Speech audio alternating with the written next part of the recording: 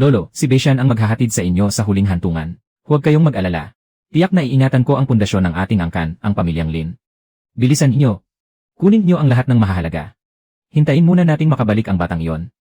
Kung hindi, mahihirapan tayong kunin ang mga gamit. Tigil, hindi pa man lumalamig ang mga buto ni Lolo. Ano ang karapatan niyong ubusin ang mga gamit niya? Bakit? Ako ang panganay na anak ng pamilyang Lin. Ang mga ari-ariang ito ay dapat mapunta sa amin. Mga alaala itong iniwan ni Lolo. Pati ang sisidlan niya ng alak, kukunin niyo. Ako ang tunay niyang anak. Likas na karapatan kong kunin ang mga gamit ng ama ko. Isa ka lamang niyang apo. Ano ang karapatan mong humarang sa akin? 6 na buwan na nakaratay si Lolo. Ako ang nangalap ng halamang gamot, nagpakulo ng lunas, at nag-alaga sa kanya. Ilang beses ka bang dumalaw?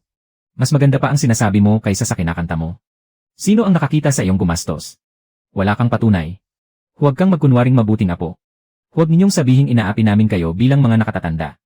Ang kubrekamang ito, iiwan namin sa'yo. Kahit papaano, may maipantatakip ka habang naghihintay ng kamatayan. At itong lumang baril. Punit na kubrekama at sirang baril, pumili ka. Ang matitira sa akin na. Beshan, kukunin na namin ang Baimao Feng. Hindi ka mapoprotektahan ng baril laban sa lamig. Mas mabuting piliin mo ang kubrekama para mailigtas ang buhay mo. Itira ninyo sa kanya ang kubrekama. Ang sibat na ito ang huling nahawakan ni Lolo. Gusto ko ito. Kung gusto mo ang baril, pwede. Pirmahan mo muna ang kasulatan ng pagputol ng ugnayan. Para sa hinaharap, kapag nagutom ka, wala kang maibibintang sa amin. Nakasulat dito na ang buhay at kamatayan ko ay walang kinalaman sa inyo. Mula ngayon, wala kayong makukuhang kahit isang bahagi ng mga gamit ko. Tama, kapag yumaman ka, wala kaming pakinabang. Kahit mamatay ka sa lamig, huwag kang magpadala ng sinumang magsabi sa amin. Mabuti, ngayon, ikaw mismo ang nagsabi niyan. Huwag kayong magsisi balang araw. Simula ngayon, tumaha kayo sa sarili ninyong daan. At tatawid ako sa sarili kong tulay na yari sa isang troso. Nakita yon ng lahat. Siya mismo ang pumirma. Kapag namatay siya sa gutom balang araw. Huwag niya kaming sisihin sa pagiging walang puso. Dafu, pamangkin mo pa rin siya. Kahit kalahating sako ng mais man lang, hindi naman siya dapat itulak sa bingit. May kamay at paa naman siya. Paano siya magugutom hanggang mamatay? Wala lang talaga siyang kakayahan. Ang kasulatan ng pagputol ng ugnayan. Itatago ko ito habang buhay. Mahalagang abiso. Sa loob ng 3 araw, darating ang napakalakas na bagyo ng niebe sa Baimao Feng. Inaasahang isasara ang daan sa bundok ng 15 araw. Mag-imbak ng maaga ang bawat sambahayan ng pagkain at panggatong. Mahigpit na ipinagbabawal ang pagpasok ng sinuman sa bundok habang sarado ito. Ilang taon nang walang naninirahan dito. Gumuho na rin ang kalan na pampainit. Paano tayo magpapalipas ng taglamig? Wala nang pagkain o panggatong, pero may lakas loob pa siyang putulin ang ugnayan. Gusto kong makita kung hanggang kailan niya kayang magmatigas. Binibigyan ka ni Besha ng huling pagkakataon. May panahon ka pa para magsisi. Lumuhod ka at tawagin akong tiyo. Pagkatapos, aminin mong ikaw ang nagkamali. Itong kalahating sako ng ipa, ibinibigay ko sa iyo para maitawid ang taglamig. Pagkain at mga ari-arian ang kinuhan nyo. Hindi ang gulugod ko. Ako si Lin Bishan. Hindi ako luluhod. Mabuti. Pagkaraan ng 3 araw, isasara ang Baimao Feng. Ako mismo ang pupunta para kunin ang bangkay mo. Lolo, wala kayong iniwang pagkain sa akin. Ngunit itinago ninyo ang sibat na ito hanggang sa huli. Ano ba talaga ang lihim nito? Kalawangin na ng ganito. Pero bakit napakatalim pa rin ang dulo ng sibat? Hindi kumikilala ng yaman ang sibat ng Zenshan. Kinikilala lamang nito ang mga taong nangangahas pumasok sa bundok at kayang magbantay dito. Lolo, kayo ba yan? Bago pumasok sa Baimao Feng, dala niya ang sibat ng Zenshan. Parang yung loob ng bahay ay isang yungib ng yelo. Wala na ring tuyong panggatong. Ngayong gabi, tuluyan ng hindi masisindihan ang kalan. Kalahating sako ng harina ng mais. Kahit tipirin ang pagkain, hindi ito aabot ng 7 araw. Pero isasara ng Baimao Feng ang bundok ng kalahating buwan. Basang-basa na ang lahat ng panggatong. Kahit masindihan, usok lang ang lalabas. Kung magpapatuloy ito, mamantigin ako sa lamig. Hindi ka mabubuhay ng matagal sa awa ng iba. Kung gusto kong malampasan ang taglamig na ito, kailangan kong umakyat sa bundok para humanap ng paraan. Beshan, ano ba ang balak mong gawin? Kakabalita lang sa radyo na paparating ang Baimao Feng. Huwag kang pumasok sa bundok. Wala tayong pagkain ni panggatong sa bahay. Kung hindi ako akyat, mahihirapan akong malampasan ang Baimao Feng na ito. Pumunta ka kay Dafu at yumuko ka sa kanya. Kahit ano pa ang sabihin, tiyuhin mo pa rin siya. Hindi naman niya kayang talagang hindi ka bigyan ng kahit isang subo ng pagkain. Kahapon, pinutol niya ang ugnayan ko sa pamilya. Ngayon, gusto niya akong lumuhod at mamalimos. Mas gugustuhin ko pang makipagsapalaran sa bundok para kumita ng pagkain. Talaga bang papasok ka sa bundok? Ilang taon na ang nakalipas, isinara ng Baimao Feng ang bundok. Muntik nang hindi makabalik ang 2 veteranong mga ngaso. Pumapasok ka sa bundok para mamatay. Kakailanganin pang magpadala ang buong nayon ng mga tao para iligtas ka. Yun ngayon ka pa lumuhod at humingi ng tawad. Maaari pa kitang bigyan ng isang sako ng harina ng mais. Sariling kamay mong pumirma sa kasulatan. Wala akong pakialam kung mabuhay ka o mamatay. Wala akong pakialam kung mabuhay man ako o hindi. Huwag ka nang mag-abala para sa akin. Hindi ko rin kailangan ng pagkain mo. Hayaan mo siyang mamatay sa lamig hanggang tumigas ang katawan niya. Huwag mong asahan kami pa ang maglilibing sa kanya. Itatala ko rin ang sinabi mong iyan. Beishan, hindi ka ba dapat nag-ayos ng bubong sa bahay? Bakit ka pumunta sa tanggapan ng nayon na may dalang sibat? Itatala ko ang pagpasok ko sa bundok. Dadaan ako patungong Heisonggaw. Manghuhuli ako ng ilang hayop. At kukuha ng ilang yamang gubat. Babalik ako sa loob ng 3 araw. Kinakalawang na ang sibat ng Zenshan. Kahit makapal na damit na koton, hindi kayang humarang sa hangin. Hindi na ito pangangaso. Pagsusugal na ito ng buhay mo. Kung mananatili ako sa bahay, wala akong makakain. Kaya kahit paano, makapapasok ako sa bundok. Makakagawa pa ako ng sarili kong daan para mabuhay. Sa paligid lamang ng Heisonggaw ako gagalaw. Sa hilagan yon ay ang lupain ng niebe. Kamakailan lang, may natagpo ang bakas ng isang pangkat ng mga lobo roon. Hindi maaaring dumaan sa kanlurang dalisdis. Pawang hungkag ang ilalim ng naipong niebe. Isang maling tapak lang. Ni anino mo, wala nang makakakita. Susundan ko ang lumang daanan ng mga mangangaso. Bago dumilim, hahanap ako ng masisilungan. Hindi ako papasok sa kailaliman ng lupain ng niebe. Sa paglubog ng araw sa 3 araw, dapat ay nakabalik ka na. Kapag hindi ka nagpakita noon, isasara ko ang bundok. Hindi ako magpapadala ng mga tao para mamatay. Sapat na ang 3 araw. Lin Beishan, bakit hindi mo sinabi sa akin na papasok ka sa bundok? Akala mo ba matigas ang ulo mong hindi ka mamamatay? Na hindi ka mamamatay sa lamig ni sa gutom? Mga sapin sa paa na panlaban sa niebe. Pamahid na taba para sa pinsala sa lamig. Binalot ko ng papel na may langis ang mga pusporo. Tipirin mo ang malagkit na tinapay na ito. Aabot ito sa iyo ng 2 araw. Ito ang sapin sa paa na iniwan sa iyo ni Tiobay. Kung isusuot ko ito at umalis. Ano ang isusuot mo? Hindi ako mamamatay sa lamig dito sa nayon. Kapag pumasok ka sa malalim na bundok, walang makapagliligtas sa iyo. Huwag ka nang magpaligoy-ligoy. Bilisan mong ayusin ang mga gamit. Hindi ko maalam kung ano ang kakainin ko bukas. Kinuha ko ang mga gamit mo. Kailan ko pa maibabalik ang mga ito? Sino bang nagsabing ibibigay ko ito sa iyo? 6 na biingbo nang ibinalik ko, pero 12 ang sinisingil mo sa akin. Hiwalay pa ang bayad sa langis at pusporo. Ang kapal naman ng mukha mong maningil pa ng tubo. Hintayin mo ako hanggang makabalik ako mula sa kabundukan. Hindi ako magkakautang sa iyo kahit isang butil ng bigas. Isang pusporo. Pera man o gamit, mababayaran ko rin ng paunti-unti. Ang kailangan ko lang ay ang pangako mo. Pagkaraan ng 3 araw, dapat ay buhay kang nakatayo rito. Nangangako ako sa iyo. Hintayin mo ang pagbabalik ko. Uunahin kong bayaran ng buo ang utang ko sa iyo. Pagkatapos, buong buhay kong susuklian ang kabutihang loob na ito. Sino bang may kailangan ng bayad mo? Basta makabalik ang buhay. Huwag mo akong papuntahin sa bundok para lamang kunin ang bangkay mo. Nagbago ang ihip ng hangin. Kailangan nating makahanap ng masisilungan bago dumilim. Kung hindi, hindi natin malalampasan ang unang gabi. Paano magkakaroon ng bata sa ganito kalalim na kabundukan? Saklolo, naipit ang binti ko. May nakakarinig ba sa akin? Huwag kang matakot. Narinig ko na kung nasaan ka.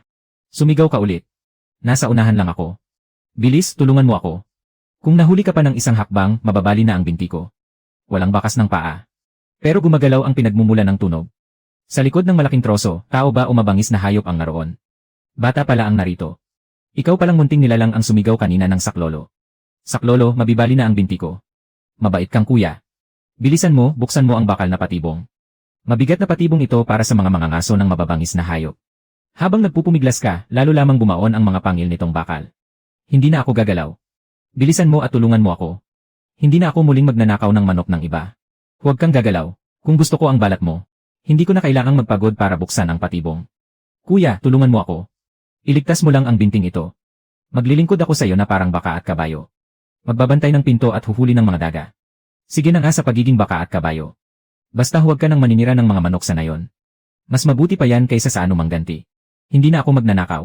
Talagang hindi na. Kung may magnakaw pa ng gamit. Siya ang pinakawalang konsensyang hayop sa kabundukan. Masyadong mahigpit ang kapit ng patibong. Hindi ito mabubuksan ng mga kamay lamang. Kapag ipinagpaliban pa natin ito, hindi na maililigtas ang kanang binti mo. Kapag lumuwag ng kaunti ang kapit, bigla mong hugutin ang binti mo. Dahan-dahan, hindi na kita matutulungan sa pangalawang pagkakataon. Bukas na talagang nabuksan na. Paano naging mas malakas pa ang sirang bakal na ito kaysa sa isang itim na oso? Tiisin mo muna, hindi umabot sa buto ang sugat. Magpahinga ka ng ilang araw. Maililigtas pa ang binti mo. Kung nakakatakbo ka pa, ibig sabihin ay hindi naman malubha. Habang hindi pa dumidilim, bumalik ka na agad sa kuweba mo. Amoy langis at mais. May malagkit na binbon pa. May masarap nga palang nakatago sa taong ito. Ano ba ang ginagawa mo? Iyan na lang ang natitirang baon ko para sa 3 araw sa bundok. Ilagay mo agad iyan sa ibaba. Saka na kita gagantihan sa pagliligtas mo sa buhay ko. Akin na ngayon ang binbuon. Ituring mong pampalakas yan sa katawan ko. Kakasabi mo lang na hindi ka magnanakaw. Pero ninanakaw mo naman agad ang baon ko. Ganyan ba ang paraan mo ng pagganti sa kabutihan? Nasugatan ako ngayon. Paano ako mabubuhay kung hindi ako kakain? Kapag gumaling na ang sugat ko, dodoblehin ko ang ganti ko sa'yo. Tagapagligtas ko. Hindi ka talaga marunong magpigil, pati ang sugatan inuubos mo sa isang kagat. Hindi ungol ng hayop ang tinatawag mo. Naririnig ko ang bawat salitang sinasabi mo. Nauunawaan ko pala ang lahat. Talaga bang nauunawaan mo ako? Kung gayon, tatanungin kita. Ano ang yakap ko ngayon sa dibdib? Iyan ang tinapay na may palamang balatong nabigay sa akin ni Bai Xiaoman. At iyon din ang pagkain ninakaw mo kanina mula sa akin at sa supot ko. Talagang kinilala ka ng sibat ng Zenshan bilang Panginoon nito. Ikaw pala ang mahirap at matigas ang ulong apo ni Lin Shushan. Kilala mo ang lolo ko. Narinig ko na ang pangalan niya. Sanbao ang pangalan ko. Walang bagay sa kabundukang ito na hindi ko kayang hanapin. Ayan, nasabi ko na ang pangalan ko. Hindi mo ba dapat isauli ang tinapay na may palamang balatong? Iniligtas kita pero hindi ko sinabing pati pagkain ay ibibigay ko sa'yo. 2 tinapay na may palamang balatong ang isa sa uli ko sa'yo. Ang isa naman ay bayad sa pamasahe. Alam kong may tunay na kayamanang nakatago malapit dito. Anong kayamanan? Isang kayamanang sulit kuhanin ang kalahati ng pagkain ko. Sapat para ipagpalit sa 100 palayok ng tinapay na may palamang balatong. Makakakain ka hanggang malagas ang lahat ng ngipin mo. Sumunod ka sa akin. Kapag nahuli tayo, baka maunahan tayo ng ibang mababangis na hayop sa kayamanan. Kahit umiyak ka, wala kang mapapala sa paghahanap. Huwag mo akong lokohin. Kung hindi, pagsasabayin ko ang singil sa tinapay at ang utang mo. Bilisan mo at sumunod ka. Hindi naghihintay ang magagandang bagay. Kapag nahuli tayo at naagaw iyon ng bulag na itim, huwag mo akong sisisihin. Tigil, walang laman ang lupa sa ibaba nito. Isang hakbang mo lang, lulubog ka na roon. Sa susunod na tagsibol ka pa namin mahuhukay palabas. Walang bitak ang ibabaw ng niebe. Naamoy mong hungkag ang nasa ilalim nito. Mukhang may tunay ka ring galing. Ano ang ibig mong sabihin may kaunti akong galing? Nakikita mo ba ang punong tinamaan ng kidlat? Nasa loob mismo ang kayamanan. Amoy matamis, gamot at lumang kahoy. Nagsama-sama ang lahat ng amoy sa isang puno. Sa sobrang lakas ng amoy, umiikot na ang ulo ko. May mga bakas ng kuko ng oso sa tabi ng butas ng puno. Kahit may kayamanan nga rito. Imposibleng walang ibang nag-aasam dito. Lene, ang bulag na itim ay nakakaamoy lang ng pulot. Paano niya maaamoy ang mga halamang gamot? Ako ang unang nakahanap sa lugar na ito. Alamin muna natin kung ano ang nasa loob. Kapag sumubok ka pang pumasok ng basta-basta, hindi na kita ililigtas sa pangalawang pagkakataon. Huwag mo akong tinatakot. Ililigtas mo pa rin ako, di ba? Hindi ito pangkaraniwang bukol ng puno. Kabuti ito ng birch na tumubo sa matandang punong birch. At matagal na itong tumutubo. Maitim na maitim at hindi rin pwedeng kainin ng hilaw. Kayamanan na sa mga tao ang ganitong matigas na bukol ng kahoy. Palaging bumibili nito ang mga botika sa bayan. Magkano kaya ang kapalit ng ganito kalaking tipak? Sapat na ang pagkain para sa akin ng kalahating buwan. Kalahating buwan lang. Nasa loob pa rin ang matamis na amoy na naamoy ko. Iyan ang tunay na kayamanang makapupuno sa tiyan. Napakabango ng pulot. Tama nga, may pugad ng ligaw na bubuyog sa loob nito. Mukhang ilang taon na ring naiipon ang pulot sa pugad. Ang dami ng pulot. Huwag mong sabihin 100 palayok lang ng tinapay na may palamang balatong. Kahit 1,000 palayok, kaya kong ubusin sa isang upuan. Nagsisiksikan ang kawan ng bubuyog para mabuhay. Kapag ginulat mo ang reyna ng mga bubuyog, baka hindi kayanin ng buong pugad ang taglamig. Hindi ko gagalawin ang reyna ng mga bubuyog. Isang maliit na dilaan lang, isang subo lang. Kahit isang patak lang, hindi nila mapapansin. Ang bango kay bango. Pagkatapos masugatan, ito ang nararapat kainin. Huwag mong pigain ang pulot. May bahagi para sa lahat. Aray, bakit niyo ako kinakagat? Saklolo, walang pakundangan ang mga bubuyog na ito. Isang subo lang naman ang kinain ko. Buhay ko ang pakay nila. Kakasabi ko lang na huwag pakikialaman. Pumasok ka agad sa loob. Kapag nagpumatak ka pa sa pagkagutom, itatali na talaga kita. Pampatulin lang ng kaunti ang usok na yan. Kumuha lang tayo ng sapat para mabuhay. Iwan ang natitira para sa mga bubuyog ngayong taglamig. Ang dami pa kaya sa loob. Bakit hindi na natin kunin lahat?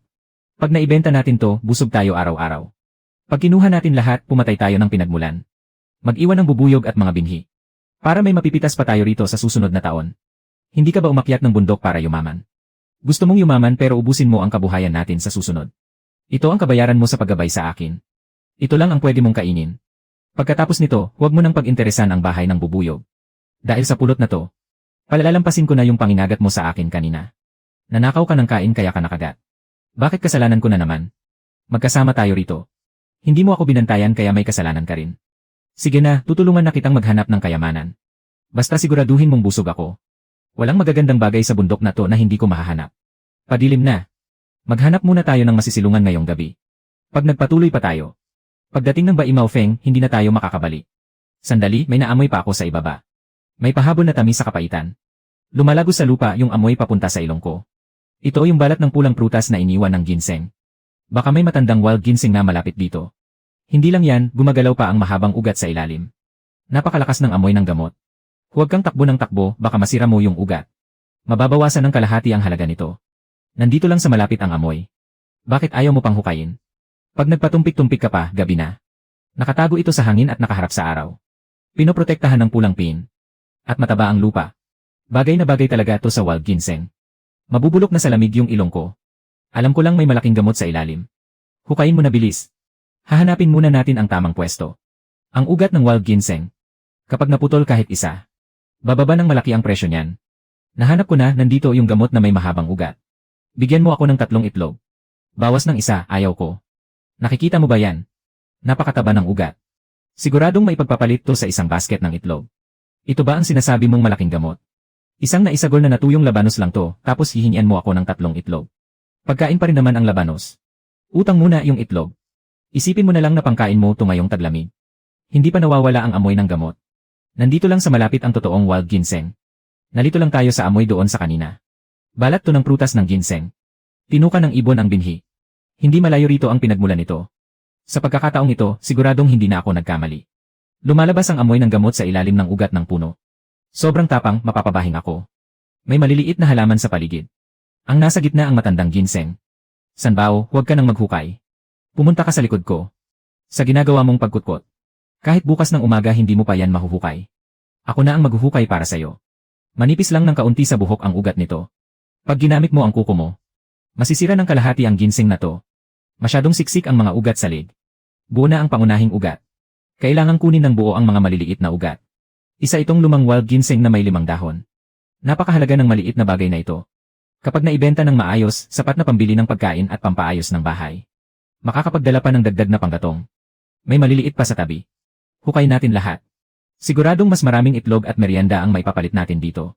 Kailangan pa ng ilang taon para lumaki ang mga batang ginseng. Kapag hinukay natin lahat ngayon, wala nang tutubong wild ginseng sa dalisdis na ito kailanman. Hindi rin naman natin makakain agad kung ibaon uli. Bakit mo pa pinapahirapan ang sarili mo? Mag-iwan ng binhi ngayon. Para may pakinabang pa sa hinaharap. Sa bawat kuha natin ng isa mula sa kabundukan. Mag-iwan ng 10 binhi para sa bundok. Ito ang utos sa akin ni Lolo. Bakit biglang gumalaw ang sibat ng Zenshan? May iba pa bang bagay sa malapit? O may panganib na lumalapit? Hindi ito kayamanan.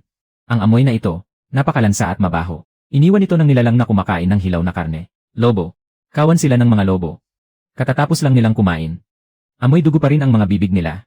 Sabi mo pa man din kanina, wala kang kinatatakutan sa Bai Maofeng. Naghahanap ako ng kayamanan. Hindi para magpakain sa mga lobo. Mabilis tayong umatras sa pinanggalingan natin. Basta makabalik tayo sa malalim na kanal ng niebe. Hindi mangangahas ang kawan ng lobo na sumugod ng sabay-sabay. May lobo sa harapan. Mayroon din sa kanan.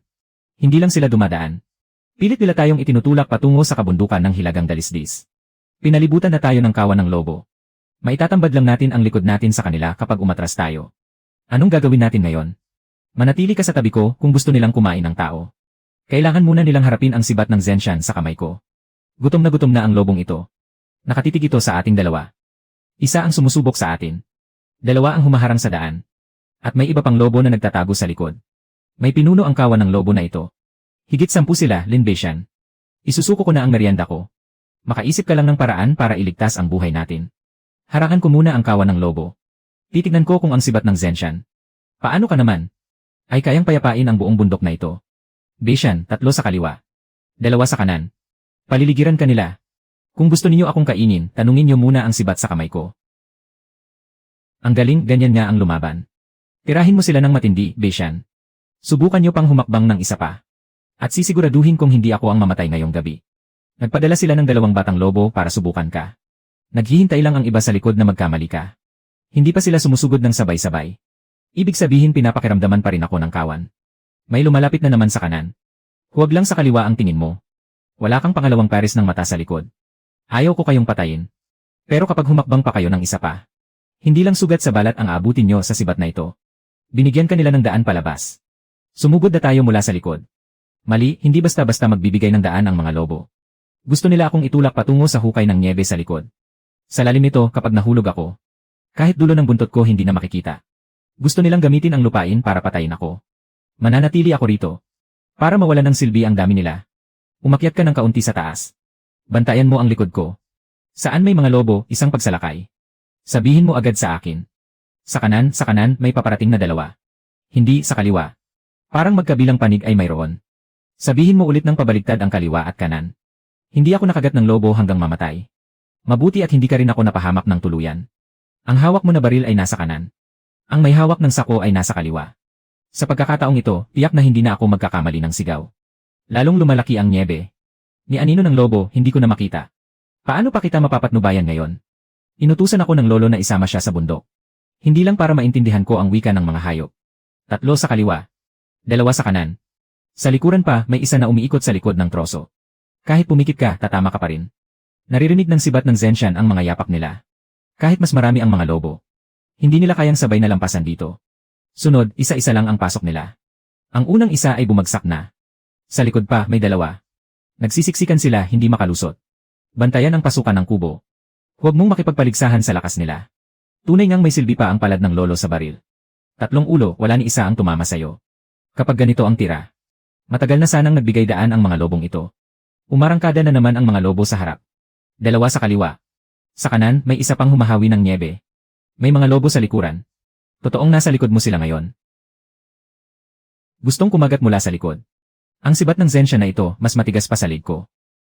Ang mga iniwang bagay ng lolo, hindi naman basta-basta napuputol. Bakit hindi na sila gumagalaw? Baka naman napagtanto na nilang hindi tayo madaling kainin. Hindi, natakot lang sila. Hindi ganito kagalang kumilos ang mga ordinaryong lobo. May ibinibigay kaya silang daan. Lahat sila ay dumapa na. Ang makapagpapayuko sa buong kawan. Malamang ay Lobo King. Ang pagkubkob kanina ay panunok lamang. Ngayon, ang tunay na gustong kumuha ng buhay ko ay paparating na. Ang hakbang na ito, doble ang bigat kaysa ibang lobo. Siya ang tunay na hari ng Snow Valley. Puti ang ulo, putol ang tainga. May pilat sa pagitan ng mga kilay. Binanggit na ito noon ng lolo. Ang Lobo King ng Snow Valley, Sixwekwi. Tao, sinaktan mo ang halamang gubat na binabantayan ko sa Snow Valley. Ang halamang gubat ay kinuha ko ayon sa tamang sukat at tuntunin. Nanguna silang sumalakay ang mga lobo. Handa ka bang makipaglaban, sasamahan kita? Napakahangin mo. Mag-ingat, sinusubok muna ng mga ordinaryong lobo ang tao bago sumunggab. Kapag tumira ang Lobo King, diretsong sa lalamunan ang punta. Hindi ibig sabihin na kaya mong umatras ang aking lahi. Hindi ibig sabihin na may karapatan ka ng manatili sa Snow Valley. Mabilis, nakatutok na siya sa dulo ng baril. Ang tunay na pakay ay ang aking kanang kamay. Nalaglag ang baril.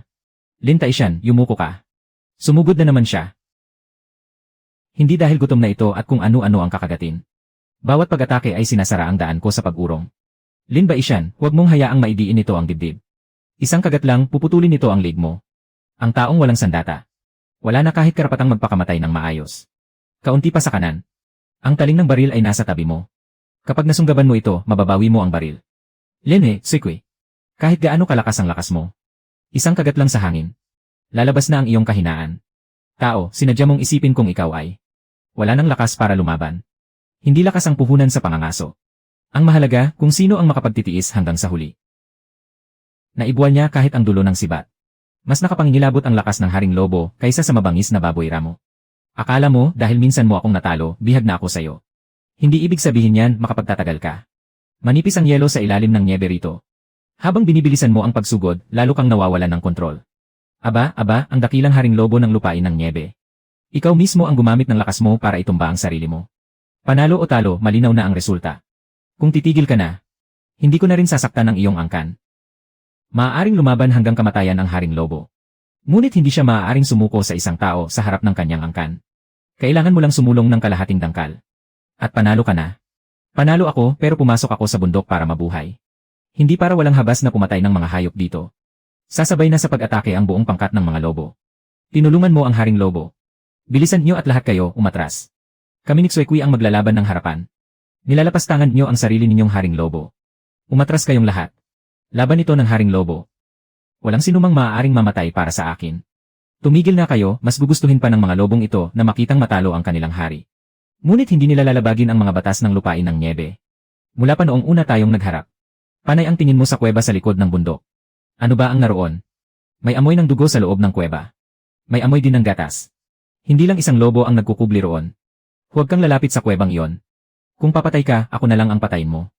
Huwag mong gagalawin ang anumang nasa loob. Hindi ka takot mamatay. Pinoprotektahan mo ang nasa loob ng kuweba. Hindi kita papatay ng pataksil. Tumigil ka, hindi na kita hahayaang lumapit. Dumudugo pa ang sugat. Kapag pinatagal pa natin ng isang gabi, hindi na makaliligtas ang inang lobang ito. Sikwi, maaari mo pa ring ipagpatuloy ang pakikipaglaban sa akin.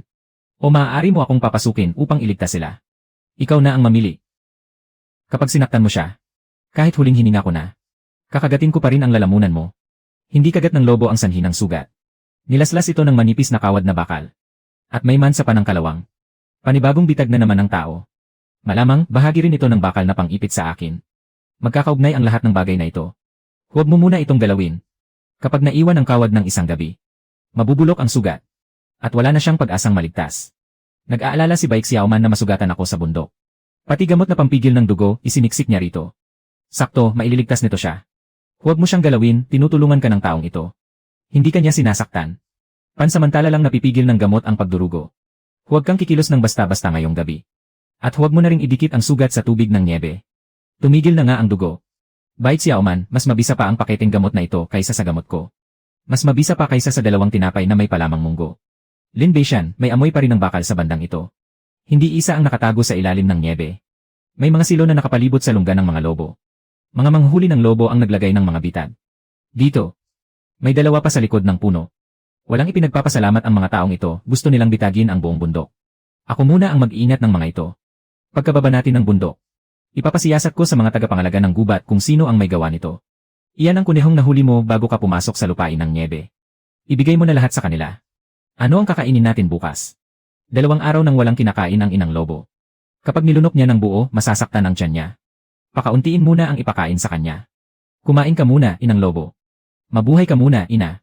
Para may pag-asang malampasan natin ang taglamig na ito. Ibigay na natin sa kanila ang kuneho. Hahatiin nating 2 ang tinapay na munggo. Tumigil na ang pagdurugo ng inang lobo. Huwag siyang palabasin sa loob ng 3 araw. Kailangang dahan-dahang gumaling ang sugat. Narito na naman siya. Linawin ko muna, tapos na ang laban niyo kagabi. Hindi na kayo dapat muling maglaban. Maaari mo akong pinatay. Ngunit iniligtas mo ang kasama kong si Xuequi at ang buong angkan namin. Simula ngayong araw, kinikilala kitang Panginoon, ako si Xuequi. Ipinagkakatiwala ko sa iyo ang buhay na ito. Nakahiga silang lahat.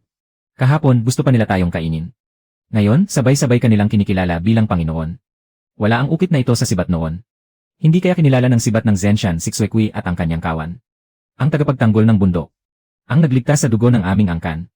Handa kaming sumunod sa utos ng hari ng mga lobo. Babantayan at poprotektahan kita. Ayokong may mawalan sa inyo ng buhay. Mula ngayon, iingatan inyo ang bundok at hindi kayo papatay ng walang dahilan. Hindi rin inyo hahayaang manghuli ang mga tao ng walang habas. Alam ko ang mga daanan ng mga hayop, mga bukal at mga yumib na silungan sa lupain ng niebe. Maaari kitang ihatid sa daan. Kapag pumapasok ka sa bundok upang mangaso, susundan ng kawan ng mga lobo ang iyong bakas. Kapag may panganib, ako ang haharang sa harapan mo. Paano naman ang magbabantay sa bahay? Iyong sirang pugad ng bubuyog. Kahit daga, magreklamo sa tulo ng hangin pagpasok doon. Aalis ka sa bahay at akyat sa bundok. Mag-iwan ako ng sapat na mga lobo upang magbantay sa bakuran. Hindi iyon mananakaw ng tao. At hindi rin makapapasok ang mga mababangis na hayop. Ano yon, may kawan ng mga lobo sa silangan. Hindi pa ba nakalayo ang mga naglagay ng bitag kagabi? Hindi mga mababangis na hayop. May amoy ng 3 tao sa hangin. May amoy din ng sariwang dugo, gaas at bakal. Mukhang may tumaob na sasakyan doon. Pero mabilis dumating ang Bai Mao Feng. Mababaon sa niebe ang bundok. Humihina na ang amoy ng 3 tao. Kapag lumampas pa ng kalahating oras, mamamatay sila sa lamig sa ilalim ng niebe. Ikaw ang manguna. Unahin nating iligtas ang mga tao. Nasa unahan ang amoy ng tao. Lalong lumalakas ang amoy ng dugo. Matagal na silang hindi gumagalaw. Gaano kalalim ang pagkakabaligtad ng sasakyan? Kung hindi man sila namatay sa banggaan, malapit na silang matabunan ng niebe. Hindi tayo maaaring basta dumulas pababa. Lumuwag na ang naipong niebe sa bangin. Isang maling hakbang at mababaon tayong lahat. Xuequi, manatili ka sa itaas at bantayan ang sapi ng niebe. Sanbao, sumunod ka sa akin pababa. Tiyakin muna natin kung ilan pa ang buhay. Unahin nating iligtas si Xiao Liu. Nang tumaob ang sasakyan, tumilapon siya palabas. Tumama ang ulo niya sa tabla. Hindi pa rin siya nagigising. Buhay pa ang tao. Ngunit naninigas na ang katawan niya sa lamig. Kailangan natin siyang maisilong at mapainit agad. Hindi siya maaaring manatiling nakahiga sa niebe. Ilabas muna natin siya. Kaya ko pa. Hindi dapat dito maputol ang buhay ng mga kabataang ito. Kailangang mailigtas silang 3. Hanggat may natitira pang hininga. Hindi ko iwan ang sinuman sa bangin ng niebe. Malapit nang gumuho ang dinaanan natin. Kahit mailabas pa natin ang tao, hindi natin siya maiakyat sa ganitong bangin. Sa ibaba ng kanluran, hungkag ang ilalim ng nyebe. Sa hilaga, may nabibiyak na yelo. Ang banayad na dalisdis sa silangan lang ang makakaya ang bigat. Matarik man, maaari pa ring daanan. Pero nakaharang sa pasukan ang natumbang punong pino. Kayang linisin ng pangkat ng mga lobo ang naipong nyebe para sa iyo. Umatras tayo sa daanan ng mga hayop. Isang paragos lang ang maaaring dumaan bawat pagkakataon. Makitid ang daan, walang pwedeng lumihis. Hindi na umaandar ang sasakyan. Hindi rin makalakad ang mga sugatan. Kapag dumating ang Bai Maofeng, mababaon tayong lahat dito. Kung hindi umaandar ang sasakyan, baklasin natin at gawing paragos. Sapat na ang mga tabla, lubid at lona. Marunong ka ring gumawa ng paragos. Ganito rin ang paraan ni Lolo sa paghatak ng huli tuwing taglamig. Kailangang baliktarin ang paragos ng isang beses. Hindi na sila makararating sa kausyanton. Huwag mong itali ang lubid sa leg. Sa balikat at likod dapat mapunta ang bigat. Panginoon, kailangang sumunod sa utos ko ang bilis. Mahigit isang dekada na akong naghahatid ng mga kargamento. Ngayon lang ako nakakita ng mga lobong tumutulong humila ng paragos. May mga bato sa kaliwa. Lumiko sa kanan. Sundin niyo ang lahat ng sasabihin ko. Huwag ninyong mahulog ang supot ng kayamanan. Sundan niyo ng mabuti ang mga yapak ko. Nakahabol na ang Bai Maofeng. Kailangang makaalis sa Huxiaoling bago dumilim. Hindi pa lubusang lumilipas ang 3 araw na itinakda. Basta hindi pa dumidilim. Hindi natin masasabing hindi na makababalik si Beishan. 80% ng patay sa bundok ang tao. Walang pinagkaiba kung walang laman ang bahay pukyutan. Bawiin na natin ngayon ang ari-arian ng pamilyang Lin. Hindi pa tapos ang itinakdang panahon ni Lin Beishan. Ipinagkaloob din sa kanya ang bahay pukyutan. Kapag buhay, dapat makita ang tao. Kapag patay, dapat makita ang patunay. Kapag kumain ang mga lobo ng tao, pati buto ay walang matitira. Ano pa ang hinihintay mo? Hinihintay ko siyang bumalik. Susuntukin ko ang mga mukha nyo. Bumaba na ng bundok ang pangkat ng mga lobo. Bilisan niyo, ibalik sa loob ang mga bata at mga alagang hayop. Huwag kayong magpapaputok. May mga lubid na nakatali sa katawan ng mga lobo. Hindi sila sumalakay sa nayon. May hinihila silang mga bagay. Lin Beishan, nakabalik ka talaga. At naibalik mo pa ang nawawalang pangkat ng mga tagapagdala. Hindi pa naman dumidilim. Tio, bakit ka nagmamadaling piliting buksan ang pinto ko? Ano ang pakay mo sa pagpasok? Mahahalagang paninda ang kabute ng punong birch at pulot pukyutan. Pero ang tunay na mahalaga ay ang laman ng supot na lumot na ito. Hindi ba ugat lang iyan ng damong tumutubo sa bundok? Mas mahalaga pa yan kaysa isang karitong butil. May sapat na gulang na ang ugat na may 5 dahon. Buong-buo ang ugat ng ginseng. Hindi iyan karaniwang ugat ng damo. Iyan ay bihirang buong halamang ginseng. Kapag tumira ang ginseng na ito sa bayan, makapagtatayo sila ng kalanakang. Sapat na yon para mapalitan ng maluwang na bagong bahay. Si Beishan ang pinakabatang miyembro ng pamilyang Lin. Dapat muna niyang ipaingatan sa akin, bilang nakatatanda niyang tiyuhin, ang ginseng na ito. Ako ang pumasok sa bundok. Ako ang humukay ng ginseng. Ano ang karapatan mong mag-ingat nito para sa akin? Ang ari-arian ng pamilyang Lin ay dapat ipamahagi ng mga nakatatanda. Dapat may bahagi ang buong pamilya sa perang makukuha sa ginseng. Noong namamatay ako sa ginaw, hindi mo man lang ako kinilala bilang pamangkin. Nang makakita ka ng ligaw na ginseng, bigla mong naalala ang apelyido kong Lin. Ang ligaw na ginseng ay natagpuan mo dahil sa sibat na ito. Pag-ari ni Lolo ang sibat.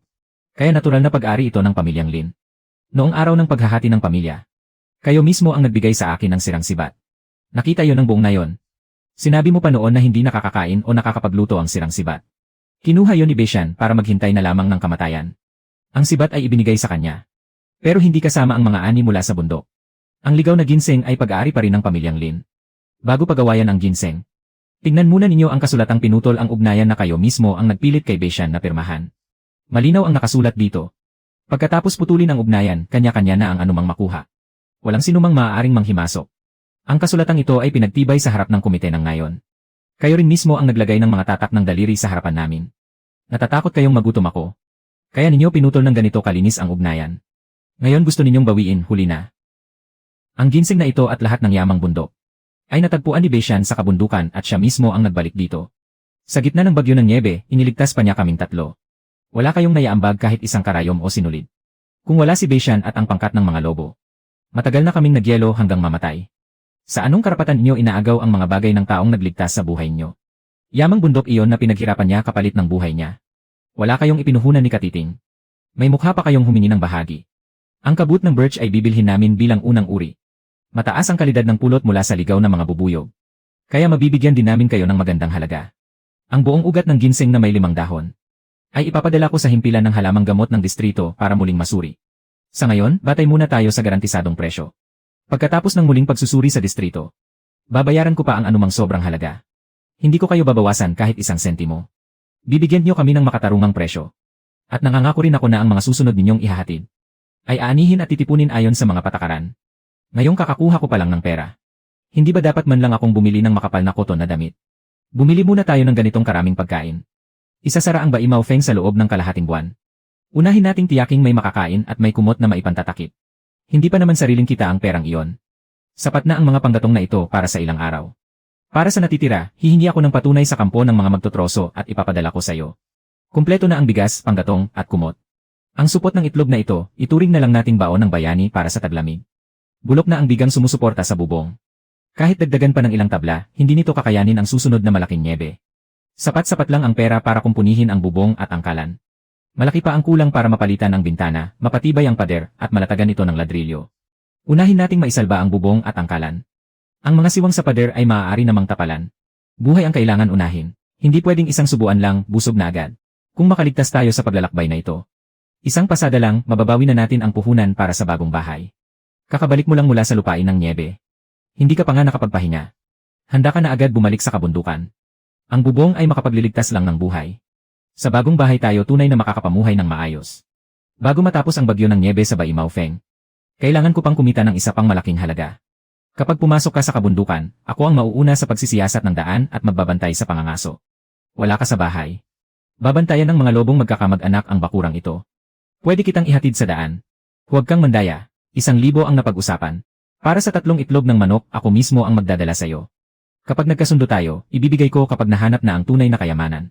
Kakakumpuni pa lang ng bubong. Babalik ka na naman agad sa kabundukan. Kakayanin pa ba ng katawan mo? Pumapasok pa rin ang hangin sa bahay. Sa pagpasok ko ngayon sa kabundukan, maghahanap ako ng yamang bundok. Ayon sa itinakdang dami, isa lang na hayop ang maaari kong hulihin. Isang lalaking baboy ramo o isang usa lamang. Bawal galawin ng inahing hayop ang mga anak nito o anumang hayop na pinoprotektahan. Iyan ang mga patakarang iniwan ng aking lolo. Kukunin ko lamang ang nararapat kunin. Hindi ako kikita sa marahas na pagpatay. Itaas mo ang braso mo. Sa lugar kung saan ka sinunggaban ng mga lobo noong nakaraan. Hindi ko pa nasusuri ng buo. Bagaman nagsara na ang sugat. Hindi pa gumagaling ng husto ang litid sa loob. Hindi ka na dapat muling makipagsabayan sa mababangis na hayop. Gasgas lang sa balat. Kapag hindi pa natin inayos ang bahay. Baka ikamatay ko ang susunod na malakas na pag-ulan ng nyebe. Kapag may panganib, bumalik ka agad.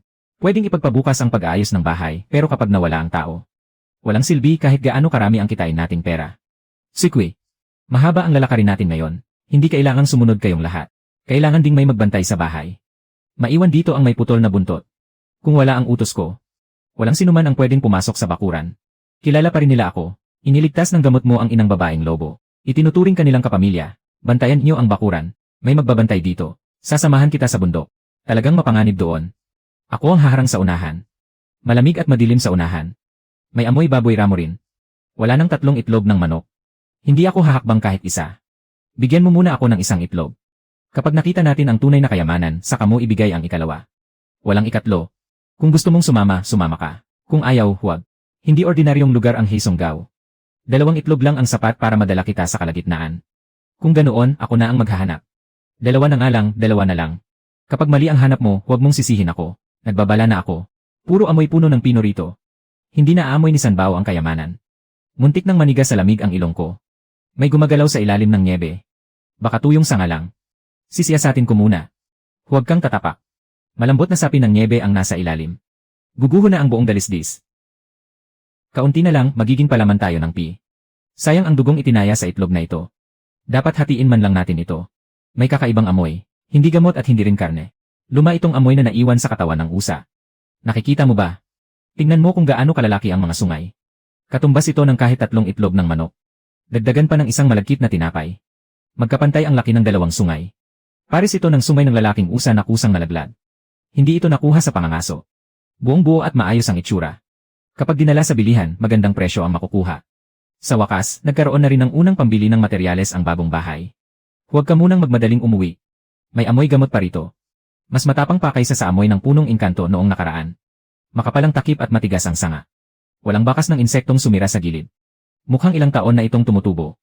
May 2 pang tumutubo sa tabi. Bakit hindi na lang natin kunin lahat? Iwan natin ang maliit para maging binhi. Tutubo pa ito sa susunod na taon. Sungay ng usa at halamang mahika. Hindi na sayang ang paglalakbay na ito. Nakahanap tayo ng mga gamit sa pangangaso. Sa'yo na ang ikalawang itlog ng manok.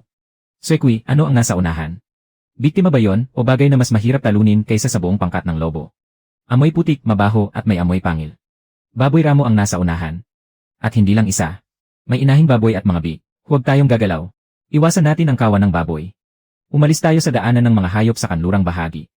Wala na tayong oras. Naamoy na tayo ng lalaking baboy. Sumusugod na siya rito. Talagang sumugod na siya. Kapag bumangga ang halimaw na ito.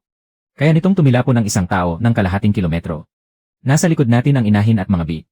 Swekwi, bawal kang sumugod sa kawan ng baboy. Ako lang ang haharang sa lalaking baboy na ito. Huwag kang lalapit sa inahin.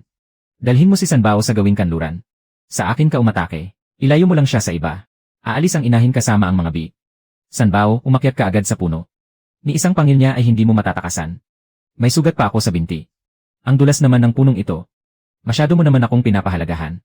Tinamaan niya ako. Umakyat ka lang ng umakyat. Kami ni Xujiao na ang bahala sa iba. Mga tao na naman. Lumayas kayo sa teritoryo ko. Dudurugin kita pati ang mga bakal na yan. Matigas na, madulas pa ang balat ng punong ito. Hindi ko talaga magamit ang mga binti ko. Sakit na ako. Kung alam ko lang na ganito kapanganib ang Heisonggao. Hindi talaga sapat ang 2 itlog ng manok. Naku, napansin niyang hindi makagalaw si Sanbao. Lilipat siya at aatake sa mas mahinang biktima. Swekwi, bilis, halika. Isa pang saglit lang. Magiging tusok-tusok na karne si Sanbao sa pangil niya. Sanbao, magpatuloy ka sa pag-akyat. Ako ang maglilihis sa kanya. Pero hindi ko siya mapipigilan ng matagal. Huwag mong hayaang makagat ka. At huwag ka ring lalapit sa mga pangil niya. Kailangan lang natin siyang mapalingon. Magkakaroon ng oras si Sanbao para makaakyat sa puno. Kaunting tiis pa. Malapit na akong makarating sa sanga. Huwag mo siyang hahayaang makita akong muli. Ligtas na si Sanbao. Beishan, tayo naman ang maglilihis sa kanya palayo sa kawan ng baboy. May sungay ng usa sa likod ko kaya hindi ako makalingon. Sanbao, bantayan mo ang mga gamit. Huwag mong hayaang gumulong ang mga gamit sa bangin na nababalutan ng niebe. Heto na, ngayon, tutok na siya sa'yo. Huwag mong ipagsukat ng dibdib kung sino ang mas matigas. Huwag mong tapatan ng lakas. Gamitin mo ang sariling bugso niya para baguhin ang direksyon. Lumayo na ang inahin kasama ang mga bik. Wala nang ibang baboy ramo sa unahan. Maaari na tayong humarap sa kanya. Pati ang ganito kakapal na troso ay nabiyak sa bangga niya. Bato ba talaga ang laman ng ulo ng hayop na ito? May putol na pangil ng bitag na nakabaon sa binti niya. Matagal nang napabayaan ang sugat niya. Hindi katakatakang nawalan siya ng katinuan. Hindi siya likas na mabangis. Nabaliw siya sa tindi ng sakit. Nabubulok na ang sugat niya.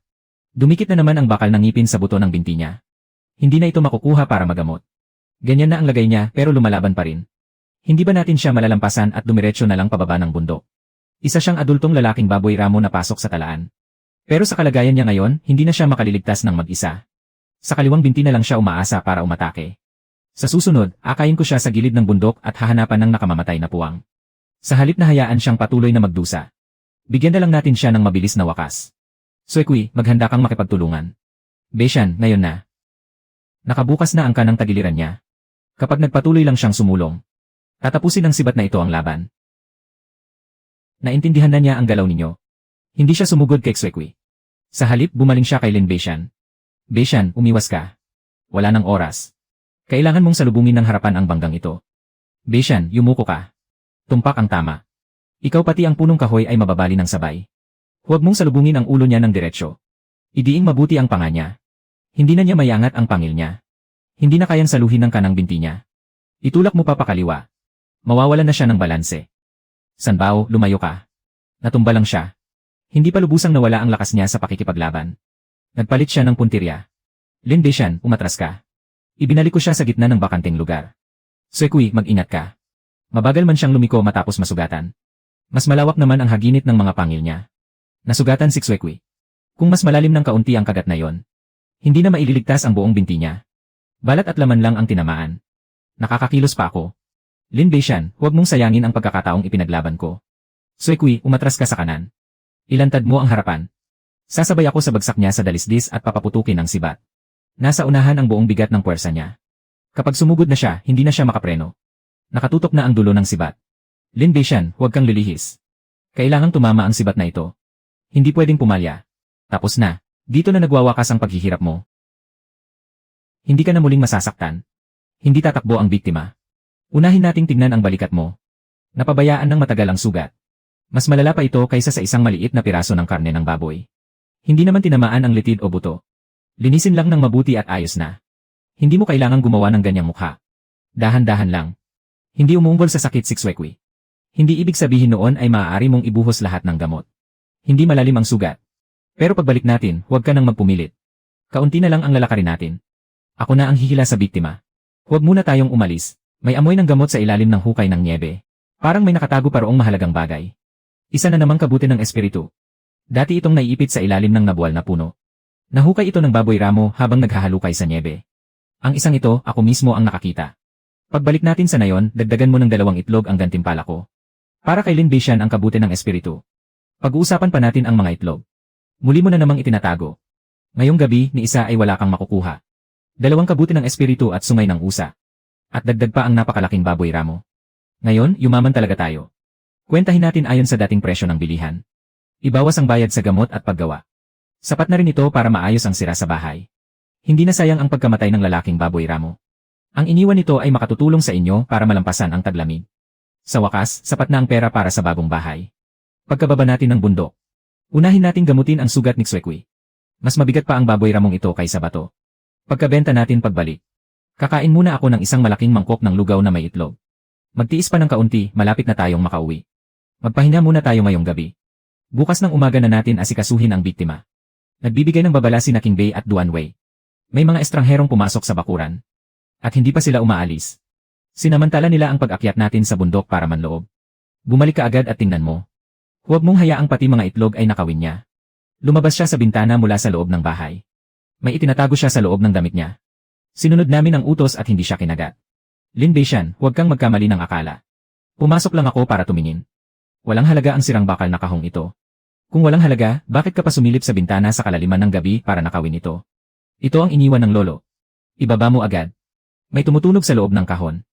Ano ba talaga ang nahukay niya sa bahay ni Lin Beishan? Beishan, nag-aalala ako na baka mapahamak ka sa pagpasok sa bundok. Kaya pumasok ako para tingnan kung ayos ka. Hindi ako pumasok para kumuha ng anuman. Tingnan mo para sa akin. Kinailangan mong pilitin ang kandado at pasukin ang bintana.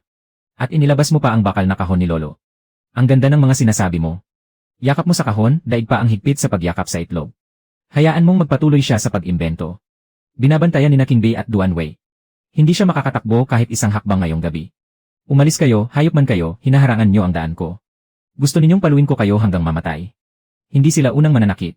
Pero kapag nangahas kang lumabas ng bakuran, pipilitin kanilang bumalik. Ako ang nagturo sa kanila. Bantay bakuran lang sila, haharang pero hindi kakagat. Kahit mahuli ang magnanakaw, hindi dapat malagay sa panganib ang buhay niya. Wala naman akong nanakaw. Sa anong karapatan niyo ako ikinulong dito? Bilis, pakawalan niyo ako. Walang tigil ang alulong ng mga lobo. Akala ko may nangyari sa inyo. Bakit narito si Lin Qiang? Pinilit niya ang kandado at pumasok sa bintana. Hinarang ni King Bei at Duan Wei sa loob ng bakuran. Nasa rito ang tao at ang mga nakaw na gamit. Pinuwersa at nasira ang kandado. Pero nasa iyo ang susi. Malinaw na alam mo na kung saan niya itinago yon. Nakita ko lang ang susi sa lupa. Hindi ko pa nga nabubuksan ang bulok na kahong ito. Pag nanakaw ba ang tawag mo roon? Kakapuwersa pa lang sa kandado ng pinto. May mga bakas din ng paa sa hamba ng bintana. Lin Qiang, nagpaalam ka ba kay Beishan bago pumasok? Pamilya naman tayo. Pumasok lang ako para tumingin. Ano ba ang masama roon? Wala naman akong inilabas sa bakuran. Mali pa rin ang puwersahang pagpasok ng walang pahintulot ng may-ari. Hindi sapat na sabihin mong wala kang inilabas. Bukas, babayaran mo ang kandado ng pinto at ang hamba ng bintana. At hihingi ka rin ng tawad ng harapan. Itatala ko ang pangyayaring ito sa talaan ng ngayon. Magkakamag-anak lang naman na pumasok sa isang bahay. Bayaran na lang ang kandado at tapos na ang usapan. Huwag mong ipaalam pa sa buong nayon. Noong araw ng paghahati ng ari-arian, lumagda kayo sa kasulatan ng pagputol ng ugnayan. Mula nang maibaba ang pluma. Hindi na tayo isang pamilya. Nasaksihan ko mismo ang paglagda sa kasulatan. Ngayon ay ginagamit mo pa ang ugnayan ng magkakamag-anak para mamagitan. Huli na ang lahat. Babayaran ko na, tutal isang sirang kandado lang naman yan. Pero hindi nakangahulugan sa iyo ang laman ng bakal na kahon. Tugma ang lahat sa tala ng timbang. Buong-buo ang balat ng baboy ramo. Maganda rin ang kalidad ng sungay ng usa at halamang lingzi. Kapag nailagay ang presyo, saka natin ayusin ang bayaran. Ibawas ang bayad sa gamot at pamasahe sa biyahe. Sapat na ang matitira para tuluyang maisaayos ang lumang pugad ng mga bubuyog. Dapat matibay ang mga ladrilyo, tisa, kahoy, at panggatong. Mas mabuti ng kaunti ang mabili. Kaysa gumamit ng mababang uri. May kalan na rin ang bagong bahay. Ang parte ko sa gantimpalang itlog. Hindi pwedeng matabunan ng mga ladrilyo. Ang panlabas na kandado lang ang pinuwersa ni Lin Qiang. Hindi niya nabuksan ang nakatagong kandado. Mukhang magagamit pa ang lumang susi na ito. Habang nabubuhay si Lolo, ni minsan ay hindi niya binanggit ang bakal na kahong ito. Hindi ko rin alam kung bakit niya ito itinago ng ganito kahigpit. Walang gintong baras at wala ring itlog. Isa lamang itong gusot na guhit sa punit na papel. Hindi ito karaniwang mapa ng bundok. Bukana ng bukal na may kuyog ng bubuyog sa gubat ng Duanshu. Nasa mapa ang lahat ng kondisyong kailangan ng likas na pugad ng mga bubuyog. Itinuro ni Lolo ang kinaroroonan ng lumang apyaryo. Ang pasukan ay nasa pagitan ng bukal sa bundok at ng gubat ng mga punong nyog. Sulatan ito ni Lolo Lin. Iniwan niya ang mapang ito. Marahil ay naghihintay siyang ikaw ang muling magbukas ng apyaryo. May mga bulaklak, bukal at pulutong ng mga bubuyog. Baka may isang buong bundok ng pulot na nakatago roon. Kapag umuwi ang mga bubuyog sa gubat, may pulot na nagpapakain sa mga tao, apo. Maaga pa lang, nag-iwan ka na ng daan para sa akin. Inihanda na ni Lin Beishan ang mga ladrilyo, tisa, kahoy, at iba pang materyales. Magtulungan tayong lahat. Sikapin nating maitayo ang 3 silid bago dumating ang taglamig. Itaas pa ng kaunti ang kaliwang bahagi. Ituwid ninyo ang mga biga. Para kayanin ng bagong bahay ang malalakas na nyebe sa bundok. Dahan-dahan, ako ang tagapangasiwa rito. Hindi ko kayo inuutusang maghakot ng mga tisa. Baka mahulog ako mula sa bubong. Nakatayo na ang biga ng bahay. Simula ngayong araw. Hindi na ito ang sirang bahay na pinapasok ng hangin at nyebe. Kumalat sa buong bakuran ang bango ng karne ng baboy. Ako muna ang titikim para sa inyong lahat. Tignan natin kung luto na. Pakanin muna ng husto ang mga tumulong sa atin. Handang magpagod ang lahat. Hindi ko pwedeng pakainin kayo ng basta-basta lang. Magkababayan tayo. Ayos na ang may pagkain at tuluyan. Paano ko naman tatanggapin ang bayad ninyo? Ang utang na loob ay utang na loob. Ang bayad ay bayad. Sa susunod, mangangailangan ng mga manggagawa ang palaisdaan ng bubuyog. Kakailanganin ko pa ring humingi ng tulong sa inyong lahat. Mainit na, mainit na. Mas komportable itong kalan kaysa sa bunto ng tuyong damo ko. Dito ako matutulog sa kalan ngayong gabi. Pantay ang init ng kalan. Kapag umulan muli ng malakas na niebe, hindi ka na magigising sa kalagitnaan ng gabi dahil sa lamig. Noon, iniisip ko lang na kailangang malampasan ang bawat araw. Ngayon, sa wakas, mayroon na akong tunay na tahanan. Ang mga haligi ng bahay ay unang hakbang pa lamang. Ang palaisdaan ng mga bubuyog na iniwan ng lolo mo. Ang magiging tunay na pundasyon ng kinabukasan. Ang Duanshu Gao sa mapapala ay dating palaisdaan ng mga bubuyog ni lolo. Gusto kong kunin muli ang kontrata para sa lugar na yon. Matagal nang hindi ginagamit ang palaisdaan. Matagal nang nag-expire ang dating kontrata. Isa na itong bakanting lupain sa bundok na pag-aari ng ngayon. Maaari itong kontratang muli. Pero kailangang mag-apply ayon sa mga patakaran. Hindi rin maaaring lumampas ang lugar ng pag-aalaga sa linyang ito ng kabundukan. Susundin ko ang lahat ng patakaran. Muli kong itatayo ang napabayaang palaisdaan ng mga bubuyog. At gagawin ko itong pangmatagalang kabuhayan. Kailangan munang bayaran ang kontrata at deposito. Pagkatapos, ayusin ang daan paakyat sa bundok. Paunang gastos pa lamang iyan. Kailangan ng kahit 20 kahon ng bubuyog. Kailangan ding maghanda ng proteksyon at mga kasangkapan sa pagkuha ng pulot. Hindi pwedeng mag-alaga ng bubuyog ng walang dala. Hindi maaaring tipirin ang mga kahon ng bubuyog o ang daan sa bundok. Kapag may kulang kahit isa, makontrata man ang palaisdaan, hindi pa rin makapagsisimula ng trabaho. Malaking halaga ang kailangang ilabas para maihanda ang lahat. Katatapos mo pa lamang magpatayo ng bahay. Mas mabuting ayusin mo muna ang lahat ng kwenta. Pagkatapos bayaran ang huling hulog sa bahay. Magtira ka pa ng pera para sa pagkain at iba pang gastusin. Halos maubos na ang pera sa kamay mo. Hindi man lang sapat iyan para makabili ng isang kahon ng bubuyog. Lalo nang hindi sapat para kontratahin ang bundok at ayusin ang daan paakyat. Huwag mong gagalawin ang perang pangtaglamig. Kailangan ng puhunan ang palaisdaan. Kikita ako ng puhunan sa isang pag-akyat ko sa bundok. Hindi ka naman umaakyat para lang makakain ng ilang dagdag na putahe ng karne. Ang pag-akyat na ito sa bundok, ang pagpunta sa Duanshu Gao na ito, ay paghahanda ng daan para sa mga darating na araw. May amoy pa ng lumang pagkit ng bubuyog sa mapang ito. Naamoy ko na ito noon sa Duanshu Gao. Eksaktong kapareho. May ilang pugad ng bubuyog doon na ilang dekada na. Dahil malalim ang mga siwang ng puno, hindi namamatay sa lamig ang mga bubuyog kahit taglamig. Sa tabi ng bukal, may amoy ng halamang gamot na astragalus, dendrobium, at siwudya. Kapag nakahanap tayo ng isang buong taniman, malaki ang maaari nating kitain. Siyasatin muna natin ang lumang pugad ng mga bubuyog. Muling itatala ang mga halamang gamot na pasok sa itinakdang sakop. Malalaman na kung magkano ang kikitain sa pugad ng mga bubuyog. Itatala ng maayos ang mga araw at uri ng makokolekta. Anumang lampas sa sakop ay hindi maaaring dalhin pababa ng bundok. Susundan ko lamang ang rutang nakamarka sa mapa. Babalik ako sa loob ng 3 araw. Huwag gagalawin ang anumang wala sa talaan. Ipagpatuloy ninyo ang pagbabantay sa bakuran. Harangan lamang, huwag kagatin. Kapag may umakyat na naman sa pader at naipit siya, hintayin niyo ang pagbabalik ni Lin Beishan. Magsisimula na ang ikatlong pagpasok sa bundok. Pinakamaganda ang lumang pugad ng bubuyog at ang mga halamang gamot. Umupo kayong lahat ng mahinahon at hintayin ang dakilang ako. Paglagpas sa gulod sa unahan. Naroon ang Duanshu Gao na minarkahan ni Lolo sa mapa. Walang mali sa mapa. Naamoy ko na ang balat ng linden at amoy ng lumang pagkit. Mula sa bangin nanggagaling ang ihip ng hangin. May bukal sa unahan. Marami ring mababangis na hayop na gumagala rito. Panatilihin ang pagitan. Siya sa atin muna ang pugad ng mga bubuyog. Huwag gagalawin ang anumang nasa labas ng itinakdang sakop. Nagsasalubong ang mga daanan ng mga hayop dito. Sundan niyo ang mga yapak ko. Huwag kayong lalayo sa pangunahing daan. Hindi pa lubusang gumagaling ang sugat sa balikat mo. Kung kaya silang itaboy, itaboy sila. Bawal nang makipagsabayan ng sapilitan. Talagang kapaki-pakinabang ang pangalan ng hari ng mga lobo. Hindi man lang niya inilabas ang mukha niya. Tinakot lang niya sila kaya nagsitakbuhan. Ang ligtas na daanan lamang ang nililinis ko. Walang hayop na huhulihin sa bundok ang basta-bastang gagalaw. Kay tapang ng amoy ng pulot. Nasa unahan lang. Mukhang may ilang malalaking pugad ng bubuyog. Dahan-dahan, hindi malinaw ang anyo ng lupa rito. Huwag kang mahulog sa bangin ng nyebe dahil lang sa pulot. Pati itlog ng manok hindi niya dinala ngayon. Mukhang talagang marami ang pulot sa unahan. Ipagpaliban muna ang mga itlog ng manok. Ngayon, aalamin ko kung gaano katamis ang pugad na ito. 6 na pugad ang nakikita ng mga mata ko. Baka mas marami pa sa itaas ng bangin. Kayang mabuhay ng mga kolonya ng bubuyog na ito sa bundok kahit taglamig.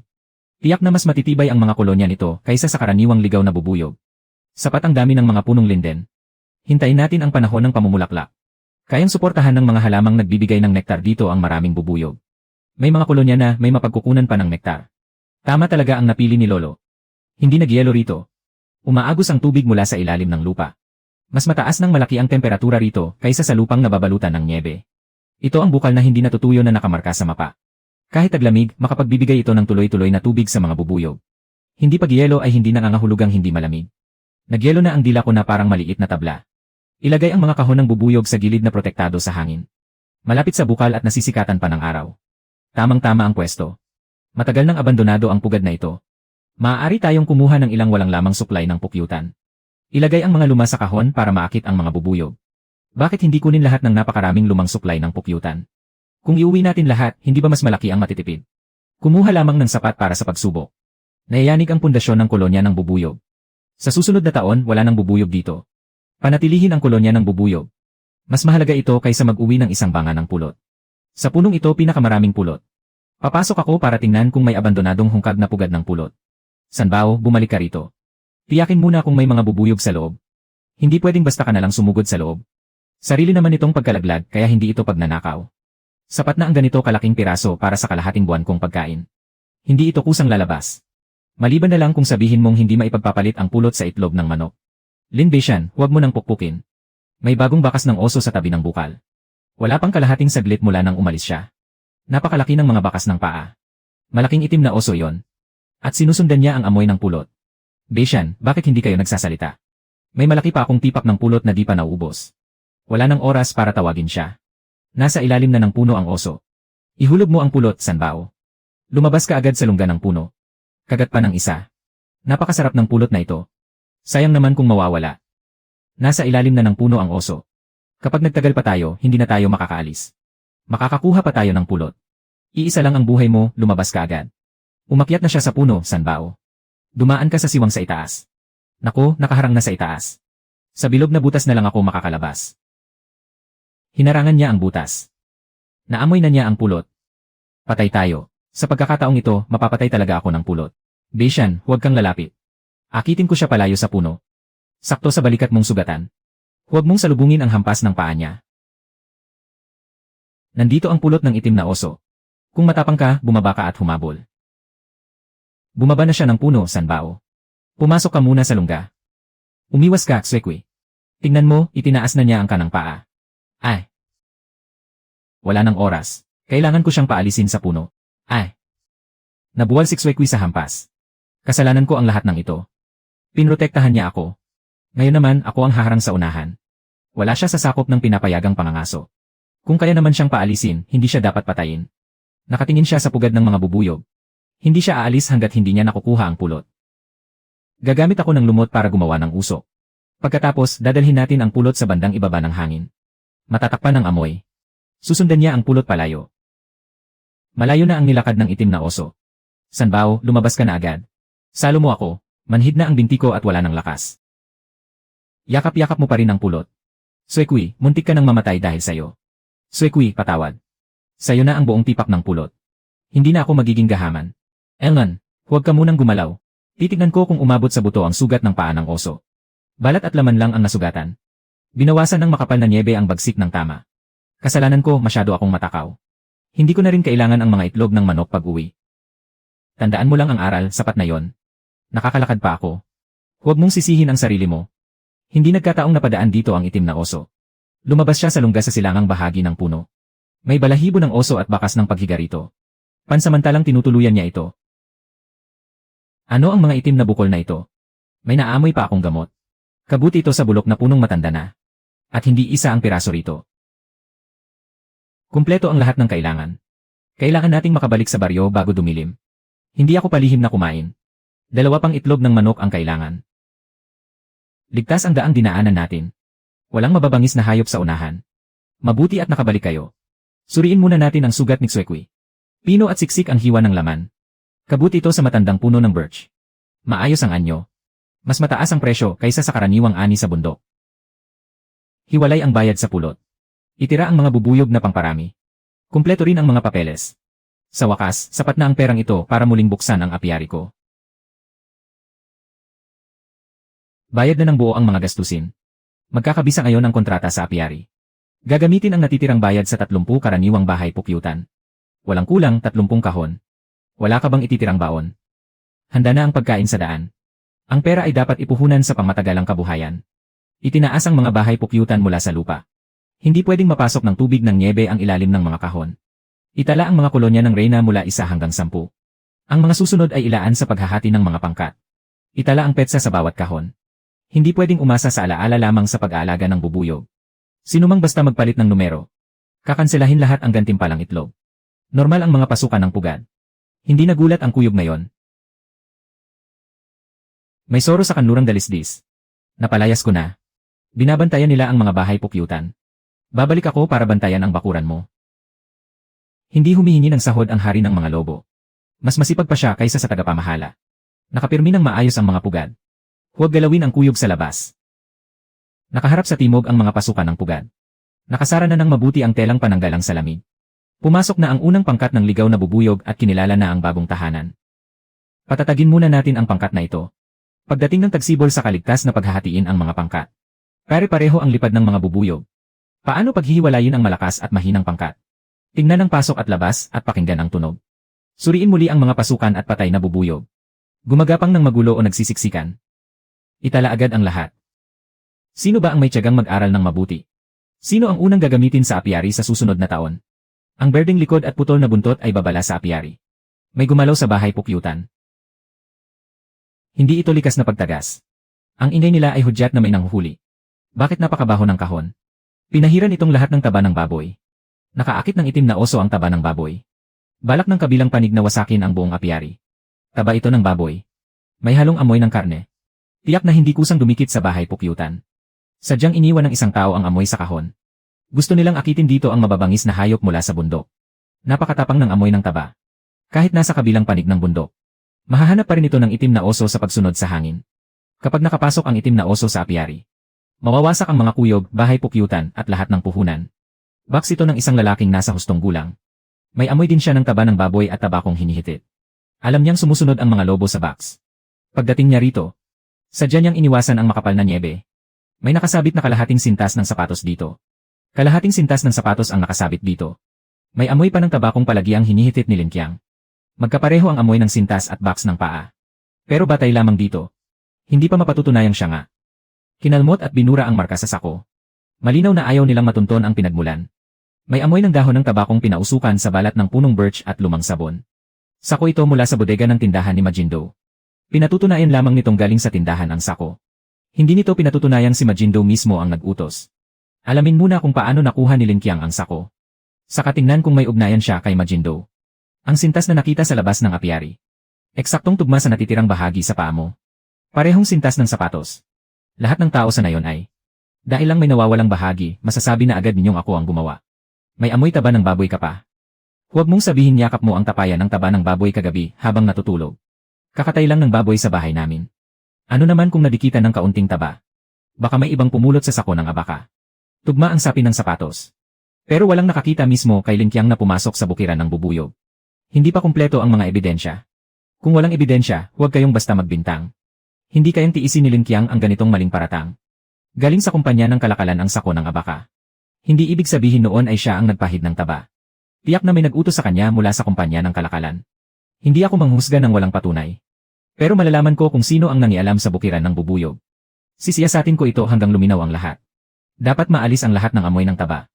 Ngayong gabi, hindi tayo mag-iwan ng anumang bakas para sa itim na oso. Magbantay ka sa pasukan. Mag-ikot ka sa likod ng burol. Ako ang haharang sa gubat mula sa pinakalabas na palibot. Kapag may sumubok na namang pumasok ng palihim, huwag kayong mag-iwan ng kahit isang bakas ng paa. At dapat magkalansing ng malakas ang mga piraso ng tanso. Simula ngayong gabi, salita ng pagbabantay ng buong pangkat ng mga lobo. Ako mismo ang magbabantay hanggang malutas ang usaping ito. Nabalitaan kong muli mong binuksan ang bukiran ng bubuyog. Pumunta ako para ayusin ang pagbebentahan ng pulot ninyo sa hinaharap. Kakapasok pa lamang ng mga bubuyog sa kanilang mga kahon. Ang bilis mong nakaalam ng balita. Talagang mabilis ang iyong mga tainga. Mas maagang mapagkasunduan ang bentahan, mas panatag ang lahat. Kaya kong bilhin ang lahat ng pulot niyo. Hindi ko kayo pananagutin sa kahit anong panganib. Wala pang ang lumalabas na pulot sa bukiran. Naisulat mo na pati ang kontrata ng mas maaga. Napakaaga naman ng paghahanda mo. Kalahati lang ito ng presyo sa pamilihan. Baka hindi man lang mabawi ang gasto sa pag-aalaga ng bubuyog. Wala pang pangalan ang pulot niyo. Handa akong bumili nito ng pangmatagalan. Tinutulungan ko na nga kayo. Nakasaad pa rito na hindi ito kailanman maaaring ibenta sa iba. Malinaw na gusto mong lamunin ng buo ang bukiran ng bubuyog. Pirmahan niyo ito at ubusin ko ang lahat ng pulot. Kapag hindi kayo pumirma, mabubulok lang ang pulot ninyo sa bundok. Lahat ng tindahan ng mga paninda sa bundok sa bayan ay marunong makisama sa akin. Kung hindi niyo ibebenta sa akin ang pulot, ni isang kalahating kilo ay hindi niyo maibebenta. Kukunin ko sa kalahati ng presyo. At hindi ko pa kayo hahayaang ibenta ito sa iba. Hindi yan pamilihan. Pagsakal iyan sa bukiran ng bubuyog. Huwag kang masyadong matigas ang ulo, bata. Hintayin mong maipit sa kamay ko ang pulot ninyo. Darating ang araw na ikaw rin ang lalapit at hihingi sa akin ng tulong. Maghintay ka lang. Mas gugustuhin pa naming kainin ang sarili naming pulot.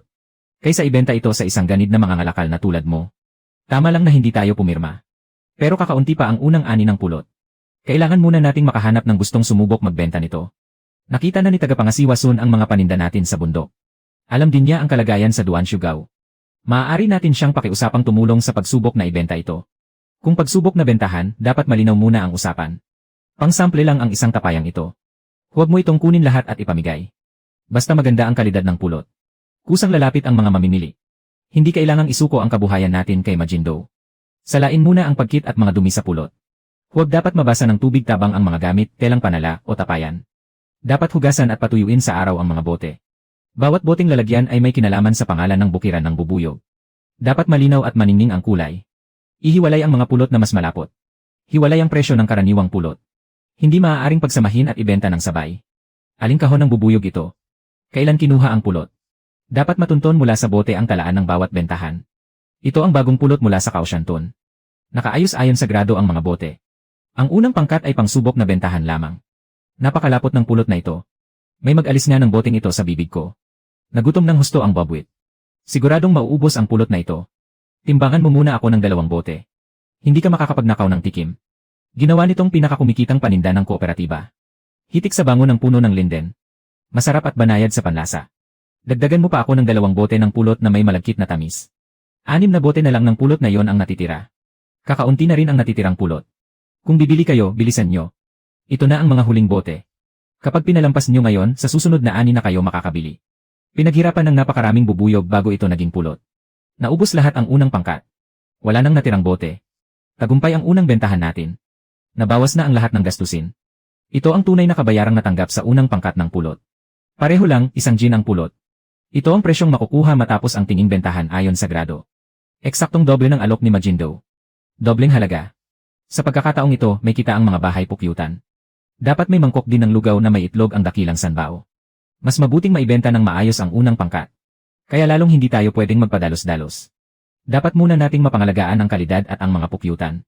Beisyan, handa akong maglabas ng pera para bumili ng mga bahay pukyutan. Matututuhan din namin ang pag-aalaga ng bubuyog. Kaunti lang ang hawak kong salapi. Pero kaya kong gumawa ng mga bahay pukyutan at magkumpuni ng daan sa bundok. Maaari munang ipagpaliban ang bayad sa paggawa. Magpatala muna ang mga gustong sumali. Isulat ng malinaw kung sino ang maglalabas ng pera at sino ang magtatrabaho. Hindi pwedeng salita lang ang kasunduan. Mahigit 100 ng pamilya ang gustong sumali. Pero hindi kayang buhay ng bukirin ng pukyutan ang napakaraming tao ngayon. Kailangang dumami muna ang mga pukyutan. Hindi tayo pwedeng maghabol sa mabilisang kita. At ubusin ang binhing bubuyog at pagkain para sa susunod na taon. Kung ganoon, kaming napakaraming tao. Hindi naman pwedeng magbantay tayong lahat sa mga bahay pukyutan hanggang sa susunod na taon. Ilang tao muna ang isasama ko sa pag-aalaga ng bubuyog. Ang iba ay maaaring gumamit ng mga kahoy sa ilalim ng gubat para magtanim ng tainan ng kahoy. Maikli ang panahon ng paglaki ng tainan ng kahoy. Kayang gawin ito ng bawat pamilya. Kung gusto nating mabilis kumita ang buong ngayon, dito tayo magsimula. May gastos ang binhi at mga troso. Naku! Hindi rin pwedeng tipirin ang mga patungan at pugon sa pagpapatuyo. Subukan muna natin ang 200 troso. Yenen, kapos na naman sa pera. Kaya ng pamilya ko maglabas ng 50 piso. Handa rin akong maglabas ng pera. Kapag nabigo ang pagtatanim, lugi tayong lahat. Hindi natin maaaring isugal ang buong ipon ng bawat pamilya. Ako na ang sasagot sa unang pangkat. Hindi rin naman kalakihan ang natitira mong pera. Subukan muna natin at tingnan ang resulta. Saka natin papuhunanin ang lahat. Iyon ang mas maingat na paraan. Malaki pa rin ang kinikita sa pulot.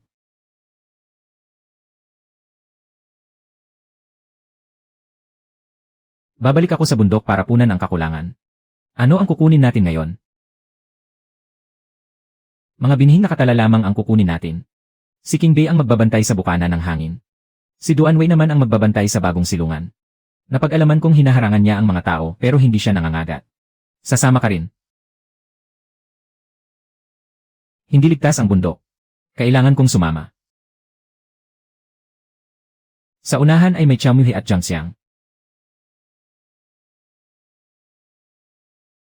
Punong-puno ng tainan ng kahoy ang mga natumbang puno.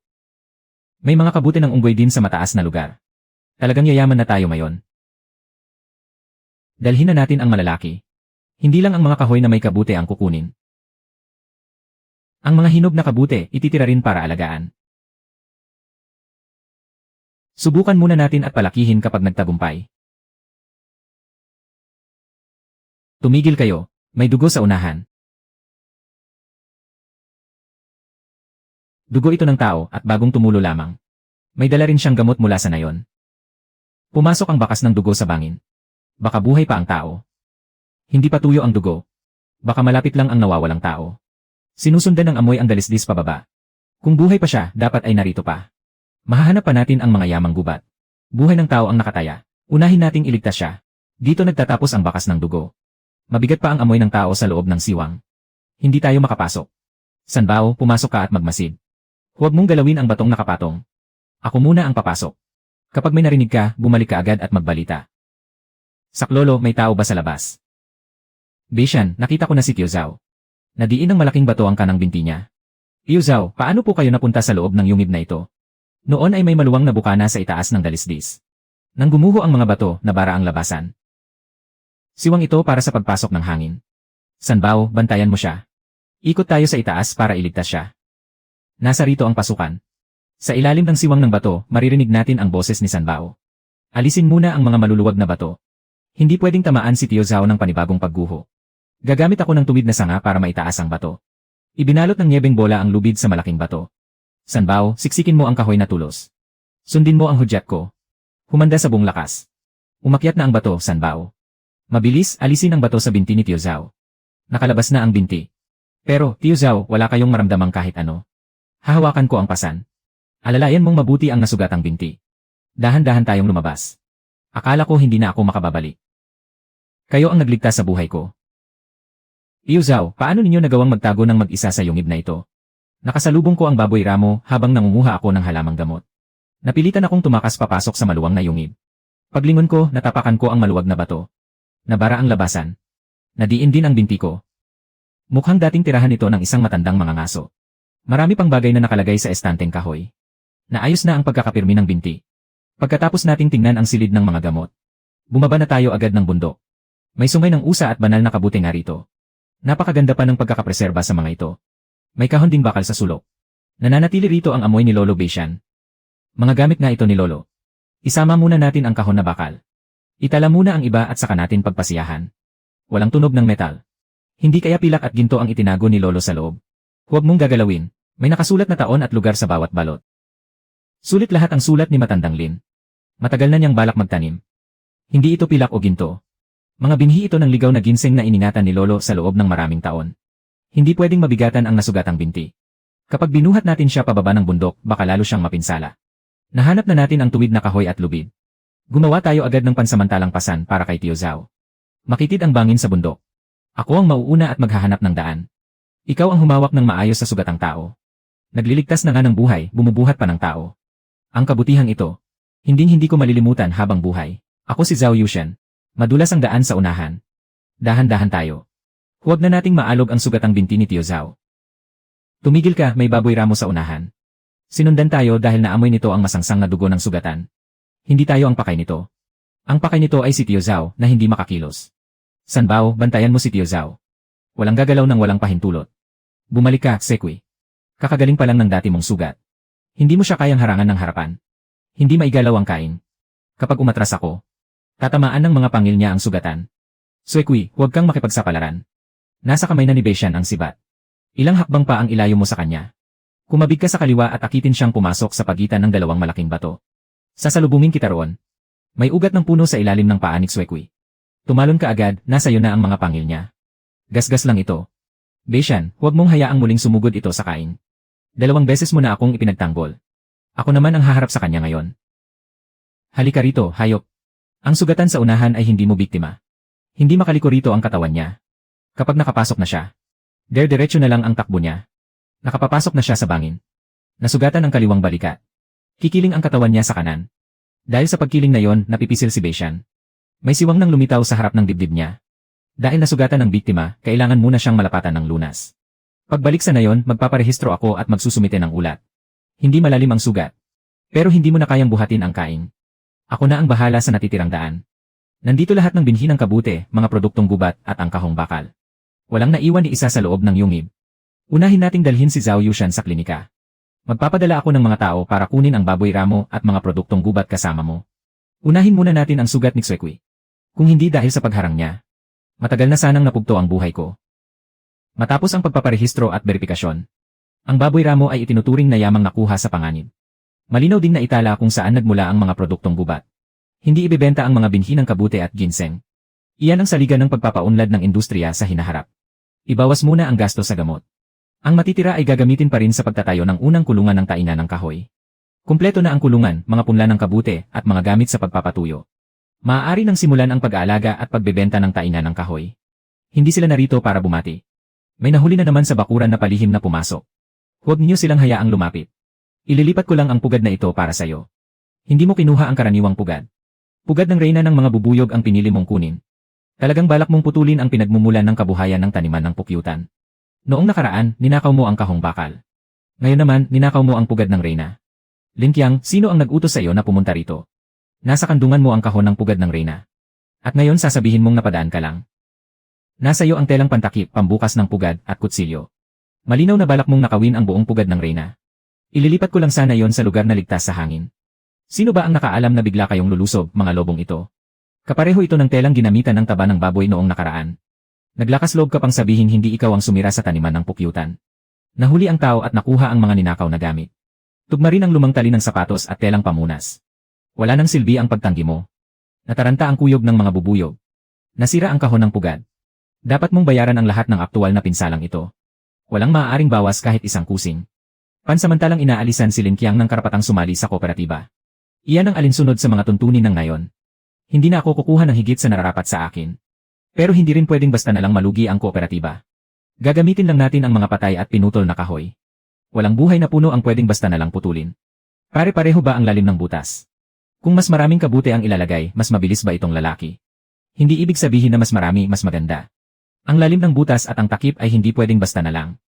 Ipasok ang mga kahoy sa shed. Ayusin ang mga kanal para sa tubig. Opisyal nang magbubukas ang ating pabrika ng tainan ng kahoy. Isang batch bawat shed.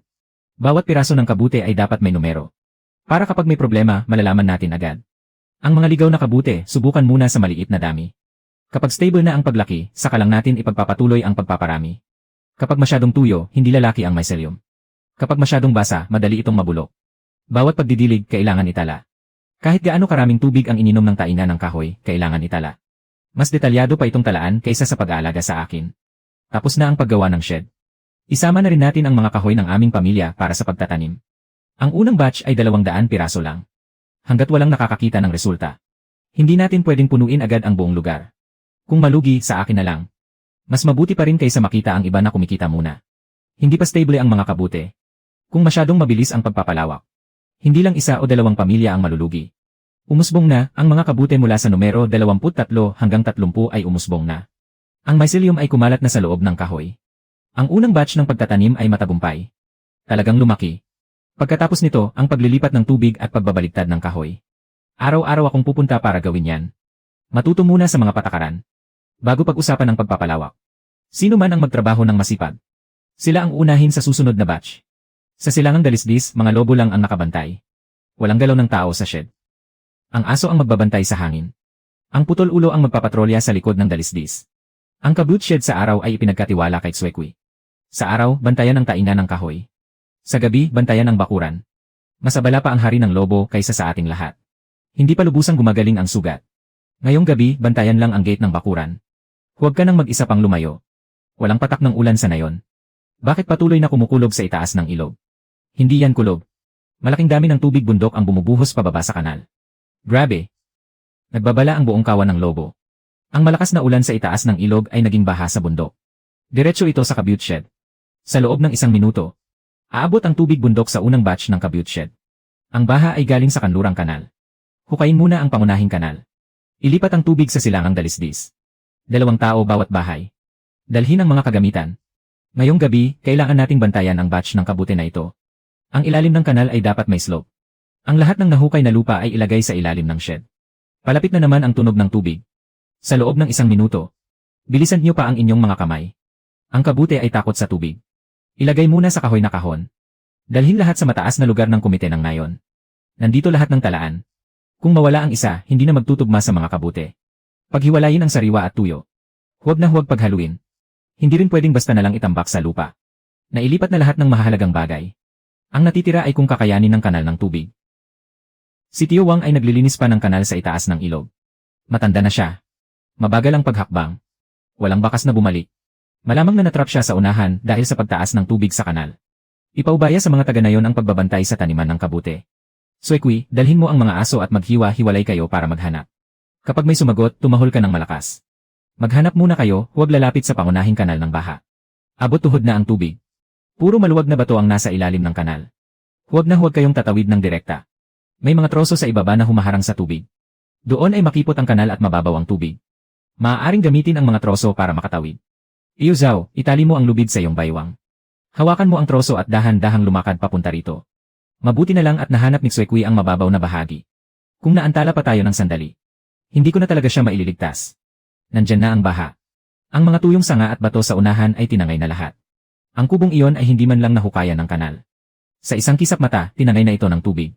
Kung ang agos ng tubig ay direktang tatama sa kubo ng kabute, kahit isa sa 200 tanim ay walang matitira. Lahat, umatras kayo sa mataas na lugar. Nasalo na ng kanal ang tubig. Walang sinuman ang papayagang bumaba para sumuway sa agos. Dumadaloy na ang lahat ng tubig sa pangunahing kanal. Ang tubig sa loob ng kubo ay hindi umapaw sa mga tanim. Sapat ang taas ng mga patungan ng kabute mula sa lupa. Hindi napasok ng tubig ang mga butas ng pagtatanim. Maaari pa nating maisalba ang mga kabute. Huwag magpakampante, bantayan ang bukana ng kanal. Maghintay hanggang sa tuluyang humupa ang baha bago tayo mag-inspeksyon. Walang kubong gumuho. Walang nawalang tanim. Nailigtas nating lahat ang ani. Makapalang mga kabute at maganda ang kulay. Hindi na apektuhan ng baha ang kalidad ng mga kabuteng ito. Dati, ang tantya ko ay 10 hanggang 15 kahon lang. Ngayon, halos puno na ang 20 kahon. Higit pa sa inaasahan ng ani. Pagkatapos ibawas ang mga gastos. Lahat ng mga kasaling pamilya ay makakatanggap ng kita. Ibenta muna natin ang batch na ito ng maayos. Pagkatapos ay palalawakin natin ayon sa talaan. Hindi tayo pwedeng magpadalos-dalos. Nai-check ko na ang timbang at batch ng mga order. Pagdating ng sasakyan, diretsyo na tayong aalis. Hindi na darating ang sasakyan ng pamilya Chen. Sabi nila, mas gusto pa nilang mawala ang down payment. Kaysa pumasok sa Kaohsiantun para kumuha ng kargamento. Sabay-sabay na nagkansela ang 5 transporter. Hindi lang ito simpleng aberya. Sagana ang ani ng kabute. Pero sabay-sabay silang sumuway sa kontrata. May gustong magkulong sa mga produkto natin dito sa nayon. Para mabili nila ang mga kabute sa kalahating presyo. Bukas ng umaga ay dapat may sasakyang makapasok sa nayon.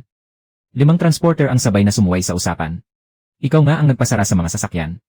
Gagamitin mo ang transportasyon para baratin ang presyo. Hindi ito tamang paraan ng pagnenegosyo. Hindi ako yuyuko sa'yo. Mabubulok ang mga produkto rito sa nayon. Hindi kakayanin ang mga sariwang kabute. Kailangan nating patuyuin ang lahat. Ilatag ng manipis ayon sa batch. Huwag lakasan ng apoy. Para hindi masunog. Patuyuin at ilagay sa mga sako. Pipilitin niya tayong masira ang mga produkto. Imbak muna natin ang mga produkto. Maghahanap tayo ng ibang paraan ng dahan-dahan. May sasakyang dumating talaga. Sino ang may lakas ng loob na kumuha ng mga produkto natin? Lin Beishan, iniligtas mo ako noong nakaraang taon sa daang may niebe. Ako ang magdadala ng unang kargamento. Babayaran ko ang bayad sa transportasyon. Hindi kita hahayaang pasanin ang panganib ng mag-isa. Isang biyahe lang ang kaya ko. Ang mga kuponan ay kontrolado rin ni Majindo.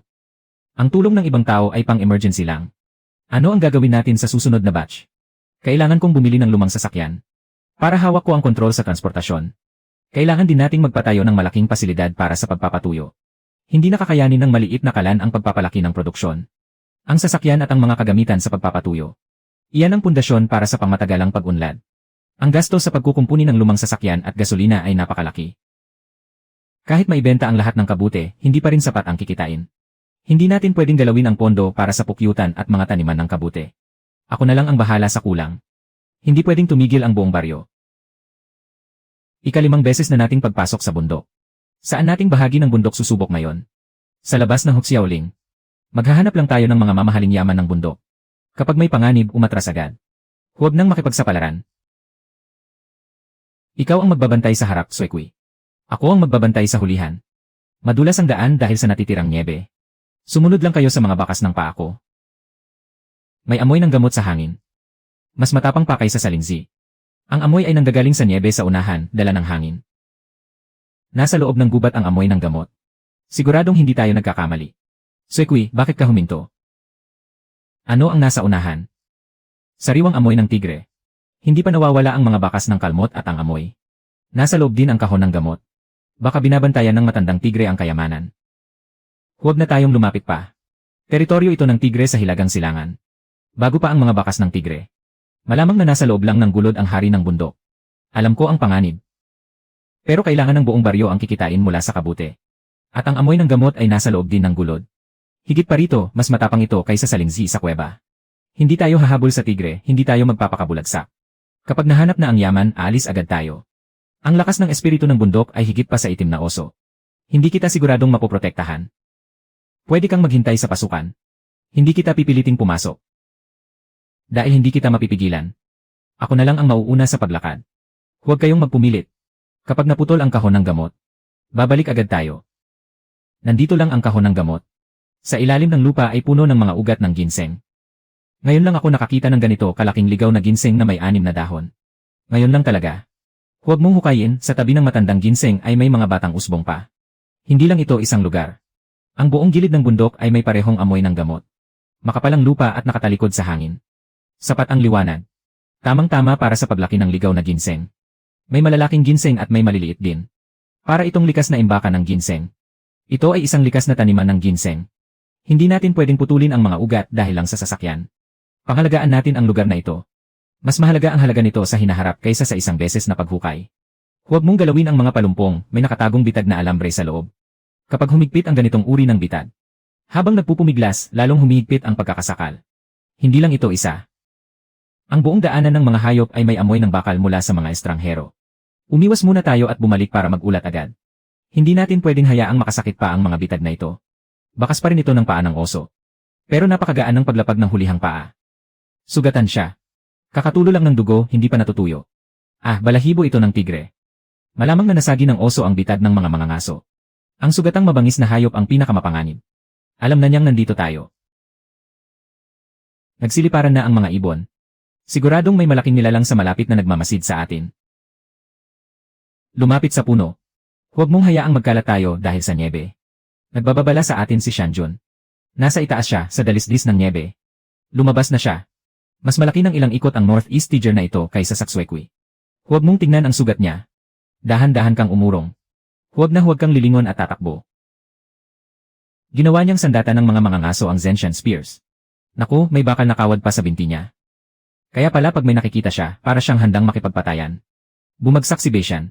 Tumalon papunta rito si Shanjun. Umiwas ka, Beishan. Hindi pwedeng saluhin ng harapan ang isang ito. Babasagin ang puno gamit ang isang kuko.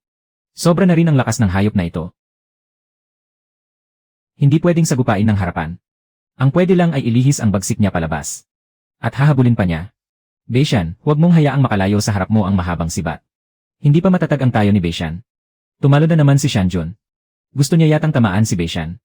Dumaan ka muna rito sa tabi ko. Umatras si Xuequi. Kagagaling lang ng dating sugat sa katawan mo. Basta nakakabangon pa ako. Hindi ko hahayaang masaktan ka niya. Mag-ingat ka, Xuequi. Uunahin niya munang itaboy ka sa labanan. Napaatras si Xuequi. Mulang-umon si Shanjun kay Beishan. Huwag mo akong intindihin, napakabilis niya. Huwag kang basta tatalikod at tatakbo. Hindi ako tatakbo, mas lalabas lang ang likod ko sa kanya. Mas matindi ang habol niya. Kaya ko pa. Kapag naabala ko pa siya ulit. Mapapalapit siya sa gilid ng dilaw na lobo. Ito ang sagupaan sa pagitan ko at ng oso sa bundok. Siya ang hari ng nagangalit na mga hayop. Delikado kapag mag-isa ka. Bantayan mo ang likod ko. Doon ko lang pwedeng bitawan ang laban na ito ng buong loob. Mula sa taas, malinaw na malinaw ang nakikita ko. Sa bawat pagsalakay ni Shanjun, ibinababa muna niya ang kaliwang balikat. Hindi niya ginagamit ng todo ang kanang harapang kuko niya. At ang bagsak ng paa niya, kalahating hakbang na mas mabagal kaysa sa kaliwang kuko. Ituloy mo ang pagtutok sa direksyon. Ililihis ko siya papunta sa pinakmadulas na dalisdis ng yelo. Ang yelo sa kanan ay pinakamanipis. Sa susunod, ikot siya mula sa kaliwa. Halika, basta sumampa ka sa yelo na yan. Hindi ka na makakabawi sa iyong mga paa. Ngayon na mismo. Kumampay ang kanang kuko niya. Nawala ang balanse ng dibdib at balikat niya. Lene. Naiipit na ang mga kuko. Huwag mong tapatan ang lakas niya. Ipagpatuloy mo ang pagkuha ng lakas mula sa yelong ibabaw. Kahit gaano pa kalakas ang puwersa. Kapag nawala ang kinatatayuan ng paa, ako na lang ang makakadala sa iyo. Hindi pa siya sumusuko. Muling sumalakay si Beishan. Nawalan na ng pwesto ng puwersa si Shanjun. Nasakop mo na ang hangin. Huwag mo na akong galawin kaya kitang saktan. Pero hindi ko pa balak kunin ang buhay mo. Tinulak ng mahabang sibat ang haring tigre. Talagang natalo ni Beishan si Shanjun. Sandali, hindi pa ba siya muling susugod? Sakit sa kanang hulihang paa kaya hindi siya makadapo. At may kawad pang pampahuli ng mga ngaso. Duguan siya sa buong daan. Palang sugatan na pala siya noon pa. Pagkatapos siyang masugatan, lumipat ang sentro ng bigat niya. Kaya nagiging malalim at mababaw ang mga bakas ng paa niya. Hindi ako ang tunay na nananakit sa iyo. Ang mga mangangaso ang naglatag ng patibong na may kawad. Huwag ka nang pumalag. Lalo pang humihigpit ang kawad. Ako na ang hihiwalay para sa iyo. Hindi pa rin nagtitiwala sa iyo si Shanjun. Ako ang nagbabantay sa balikat niya. Dahan-dahan lang dahil nakagat na ng bakal ang laman. Mas lalong lalalim ang sugat kung pipilitin. Ayusin muna ang sugat. Kaya pa bang gumaling? Nasa iyo na yan. May kumuha na sa batang yon. Nawala ang amoy sa batuhang nasa hilaga. Amoy ng ulilang bunso. May amoy din ng langis at tuyong pagkain ng tao. May tumambay na mga ngaso dito. Posibleng buhay pa si bunso. Hindi tatakas ang hari ng bundok. Unahin nating iligtas ang anak ng oso. Nagpumiglas si bunso dito. Laging nakaunat paabante ang mga bakas ng kuko. Hindi nila karga si bunso. Hinila nilang kasama ang bakal na kulungan. Ikaw na ang dumiretso roon ngayon. Ang manggugulo lang ang masasamang taong sumusunggab kay bunso. Magtiwala ka sa akin. Ibabalik kong buhay ang anak mo. Bantayan niyo ang kaliwa at kanang gilid ng bangin. Kapag nakakita kayo ng amoy ng tao, agad kayong bumalik para magbigay babala. Walang atake sa kahit sino. Hahanapin lang natin si bunso at ang daang pang-urong. Ibalik mo ang bata. Ako ang magbabantay sa daan sa likod ninyo. Lalong tumitindi ang amoy ng langis. Sa unahan mismo ang taguan nila. Nasa loob si bunso. Pero ang bitak na ito sa bato, tanging kulay dilaw na daga lamang ang kayang lusutan. Ako muna ang papasok at sisilip. Bantayan ninyong mabuti ang bungad ng yungib. Huwag ninyong hayaang may makabara sa daan pabalik. Nakita na si bunso. Nakalok siya sa bakal na kulungan. May gasgas pa sa harapang binti. Huwag kang lalapit ng masyado.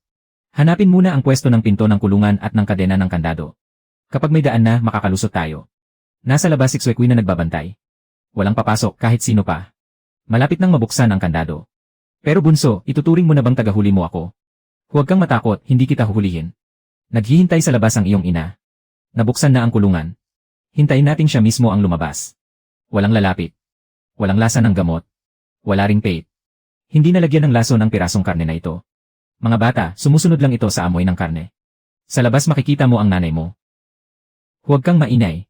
Hayaan mo siya mismo ang magpasya kung ligtas ang daanang ito. Nakabasag na si Bunso. Narinig kong may tao sa labas ng yungib na palapit na. May 3 taong paparito, may dalang bakal at lambat panghuli ng hayop. Ang kulay dilaw na lobo ang nagbabantay kay Bunso. Si Xuequi ang nagbabantay sa bungad ng yungib. Unahin nating alamin ang pakay nila. Paano nabuksan ang kulungan?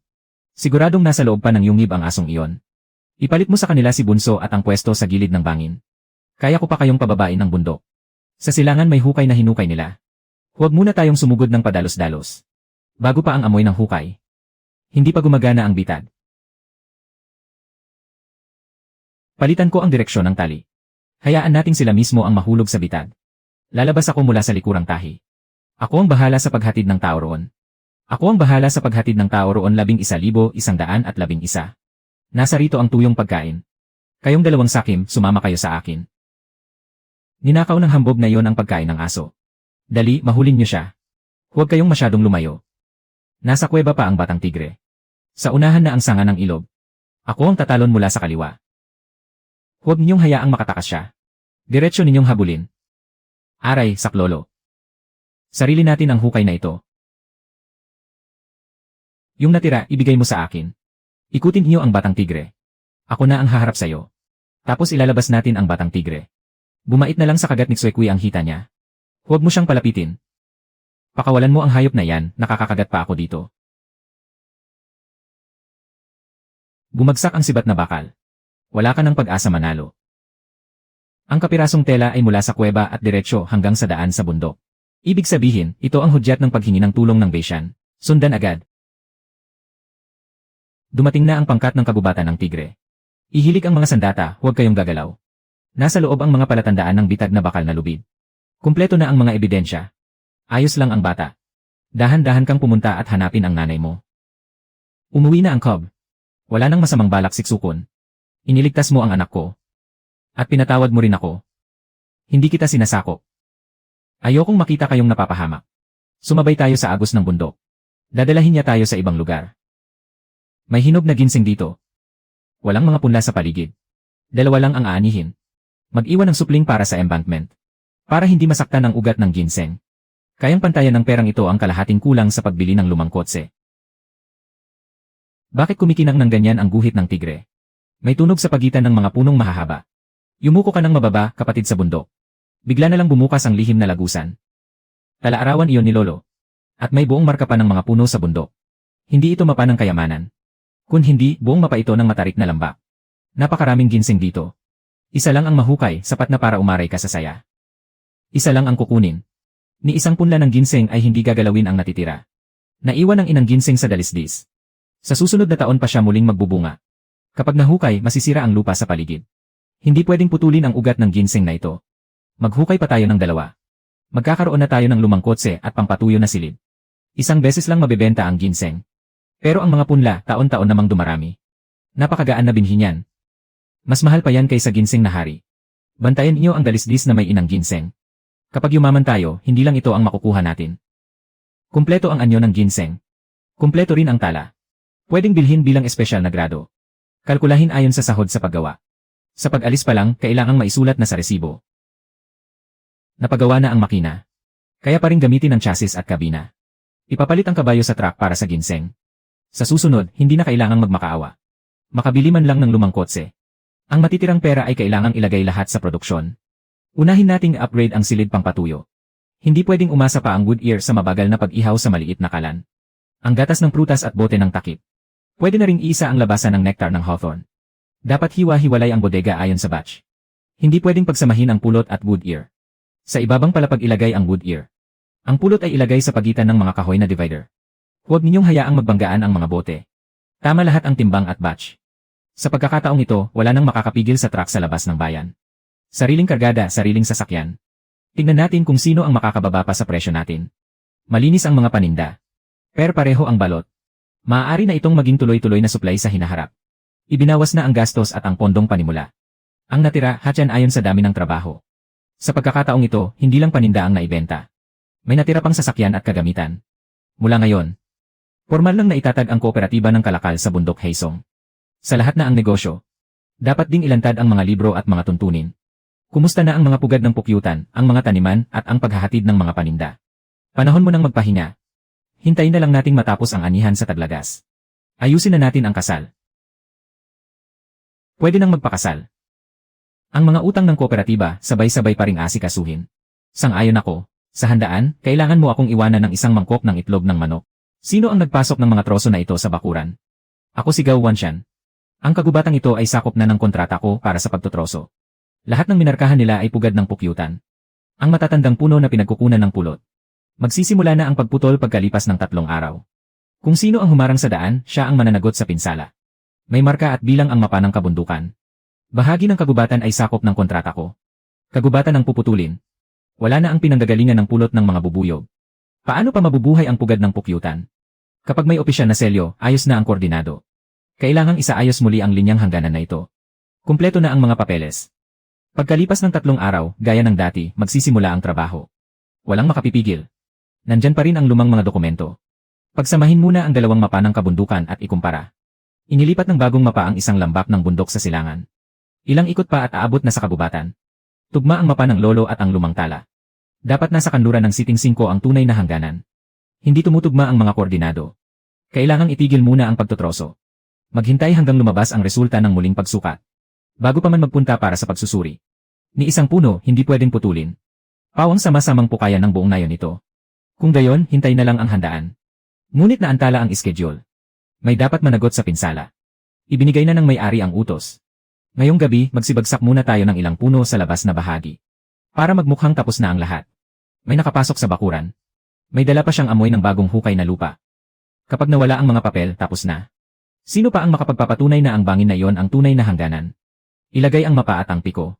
Kung hindi, ni isang hakbang hindi ka makakaalis dito. Hindi lang siya nagnakaw ng mapa. May pulang lupa pa sa piko malapit sa bantay hangganan. Nagnakaw ng mapa at nagdala pa ng piko. Puno ng putik sa paa. Ano ba ang kinalikot mo ngayong gabi? Ilabas mo ang bagay na yan sa harap ng lahat. Walang pwedeng basta manghimas ng katawan mo. Ako na ang magbabayad para sa'yo. Ang kondisyon, ang bantay hangganan. Ang dating mapa ang ninakaw. May mga butons din ng kumpanyang kahoy. Kapareho ng amoy ng Amerana ni Gao Wanshan. Gusto ko lang makuha ang pera at mabayaran ang utang. Ang bantay hangganan ay nakabaon sa ilalim ng baluktot na punong pino sa silangang gulod. May dating numero pa sa paanan ng batong bantay hangganan. Iyan ang tunay na nawawalang bantay hangganan. Ibig sabihin, tama ang koordinado. Ang bagong mapa ay lumilihis pa silangan. Kailangang agad itong ipawalang bisa. Ang huwad na bantay ay bagong gawa lang. Napatunayan na ang huwad na paglalagay ng bantay hangganan ni Gao Wanshan. Ang kalahati ng kagubatan ay wala sa sakop ng pagtutroso. Wala ka ng karapatang galawin pa ang isang puno rito. Sunugin ng tuluyan ng ledger. Walang makakahuli sa amo sa itaas. Masama, tinangay ng hangin ang telang panakip. Nagliliyab na ang mga tuyong sanga. Patunugin ang kampana bilang babala. Ilipat muna ang pugad ng mga bubuyog. Iulat mo na rin lahat ng mga lagablab sa pangkat ng gubat. May babala ang leon sa tagpuan ng hangin sa itaas. Talagang mula sa kanluran ang pangunahing apoy at bumabagsak na rito. Sundin ang lumang linya ng Whitewater Gully at gumawa ng firebreak. Kulang ang lapad. Kahit kislap lang, makakatawid na yon. Uunahin kong ilipat ang kahon ng reyna ng mga bubuyog. Ang iba pang mga kahon ng bubuyog ay sunod-sunod na ililikas sa bakanting lugar sa silangang dalisdis. Walang apoy sa landas ng mga hayop sa kaliwa. Sabay-sabay na umurong ang lahat kasama ang kawan ng mga lobo. Beishan, tumakbo ka. Nakadapa na ang nagliliyab na mga tuyong puno. Nasa linya pa ng apoy si Beishan. Halos matabunan na ng makapal na usok ang amoy. Akin na ang daan sa unahan. Ikaw ang manguna sa lobo upang hanapin siya. May tunog ng pagkatok sa likod ng mga natumbang puno. Nandoon si Beishan. Nakita na ang pinuno. Bilisan mo at ilabas siya sa apoy. Nawalan ng malay si Beishan. Kapag huminga pa siya ng usok, lalo lang siyang mapapahamak. Ipinagkakatiwala ko sa iyo ang buhay niya. Ako ang magbabantay sa katawan niya. Sumunod kayo sa landas ng mga hayop. Kaunti na lang ang usok doon. Wala nang natumba pang puno. Humihina pa si Beishan. Bilisan niyong linisin ang ilong at bibig niya. Ikabit ang bomba sa tubo ng bukal at idiretso sa gilid ng dalisdis. Kailangang bantayan ng mahigpit ang tubo ng tubig. Ang iba ay magpatuloy sa paglilinis ng firebreak. Unahin ang kahon ng reyna ng mga bubuyog. Pagkatapos, durugin ang apoy sa magkabilang panig. Naputol na ang pangunahing linya ng apoy. Ituloy ang pag-apula sa natitirang apoy. Kumusta na ang gubat na may mga punong duwan? May tinamaan ba ang apiary? Ligtas ang mga bahagi ng pugad ng mga bubuyog at pati ang bodega. Nandito pa ang linya ng pinagmumulan ng pulot. Hindi naputol ang pundasyon ng kabuhayan natin. Ligtas din ang bundok ng mga punla ng ina at bunsong kapatid. Nakaantabay sa tarangkahan ng gubat ang halimaw ng bundok. Kanselahin ang permiso sa pagtutroso sa Gauwanshan. Ipagpatuloy ang paghabol sa kaugnay na pananagutan. Kasama si Majindo, pinaghihinala ang may kinalaman sa iligal na pagharang, pamimike, at pagsira sa operasyon. Asikasuhin ayon sa batas. Hindi dapat kulang kahit isang sentimo ang babayaran. Kung gusto mong bumalik, linisin mo muna ang mga nagawang mali. Ang gusto ko lang ay ang tama at makatarungan. Huwag mong gawing pakinabang ang pagkakamali ng iba para sa sarili mo. Ang produksyon at gastos ng 5 pangunahing kabuhayan. At ang mga daan ng bentahan ay nasuri na lahat. Umaasa si Lina sa pagtatanim at pag-aalaga. Natural na poprotektahan ng ina at bunsong kapatid ang mga hindi marahas na paghuhukay. Matatag ang mga paninda. Handang pumirma ang bayan para sa pangmatagalang kontrata sa pagbili. Noon, kasabay kong nagtrabaho si Beishan. Talagang maganda na ang buhay natin ngayon. Ngayon, kalahating araw walang pasok ang kooperatiba. Unahin muna nating ipagdiwang ang kasal ng 2 bagong kasal. Sa mga darating na araw, kasama ng kooperatiba. Sabay nating babantayan. Bilang isang pamilya, sabay-sabay tayong haharap. Kasama na rin nating pamahalaan ang talaan ng kooperatiba. Ang lobo ang bantay ng pinto. Ang kapistahan ng tigre ang magbibigay ng saya. Ang hanay ng mga mesa na ito ay buo para sa isang espesyal na handa. Ayos. Sapat ang saya ng salusalong ito. Walang kulang na kahit isang itlog ng manok. Ang amoy ng kakaibang gamot ng Beishan ay mas matapang pa sa yaman ng ginseng. Mas matapang pa sa bango ng ginseng. Titignan ko lang sandali. Bago magdilim, tiyak na makakabalik ako. Samahan mo muna ako ngayon sa pakikipagkasundo sa pag-aasawa. Ang susunod na kayamanang hahanapin ay bukas na lang. Hahaha.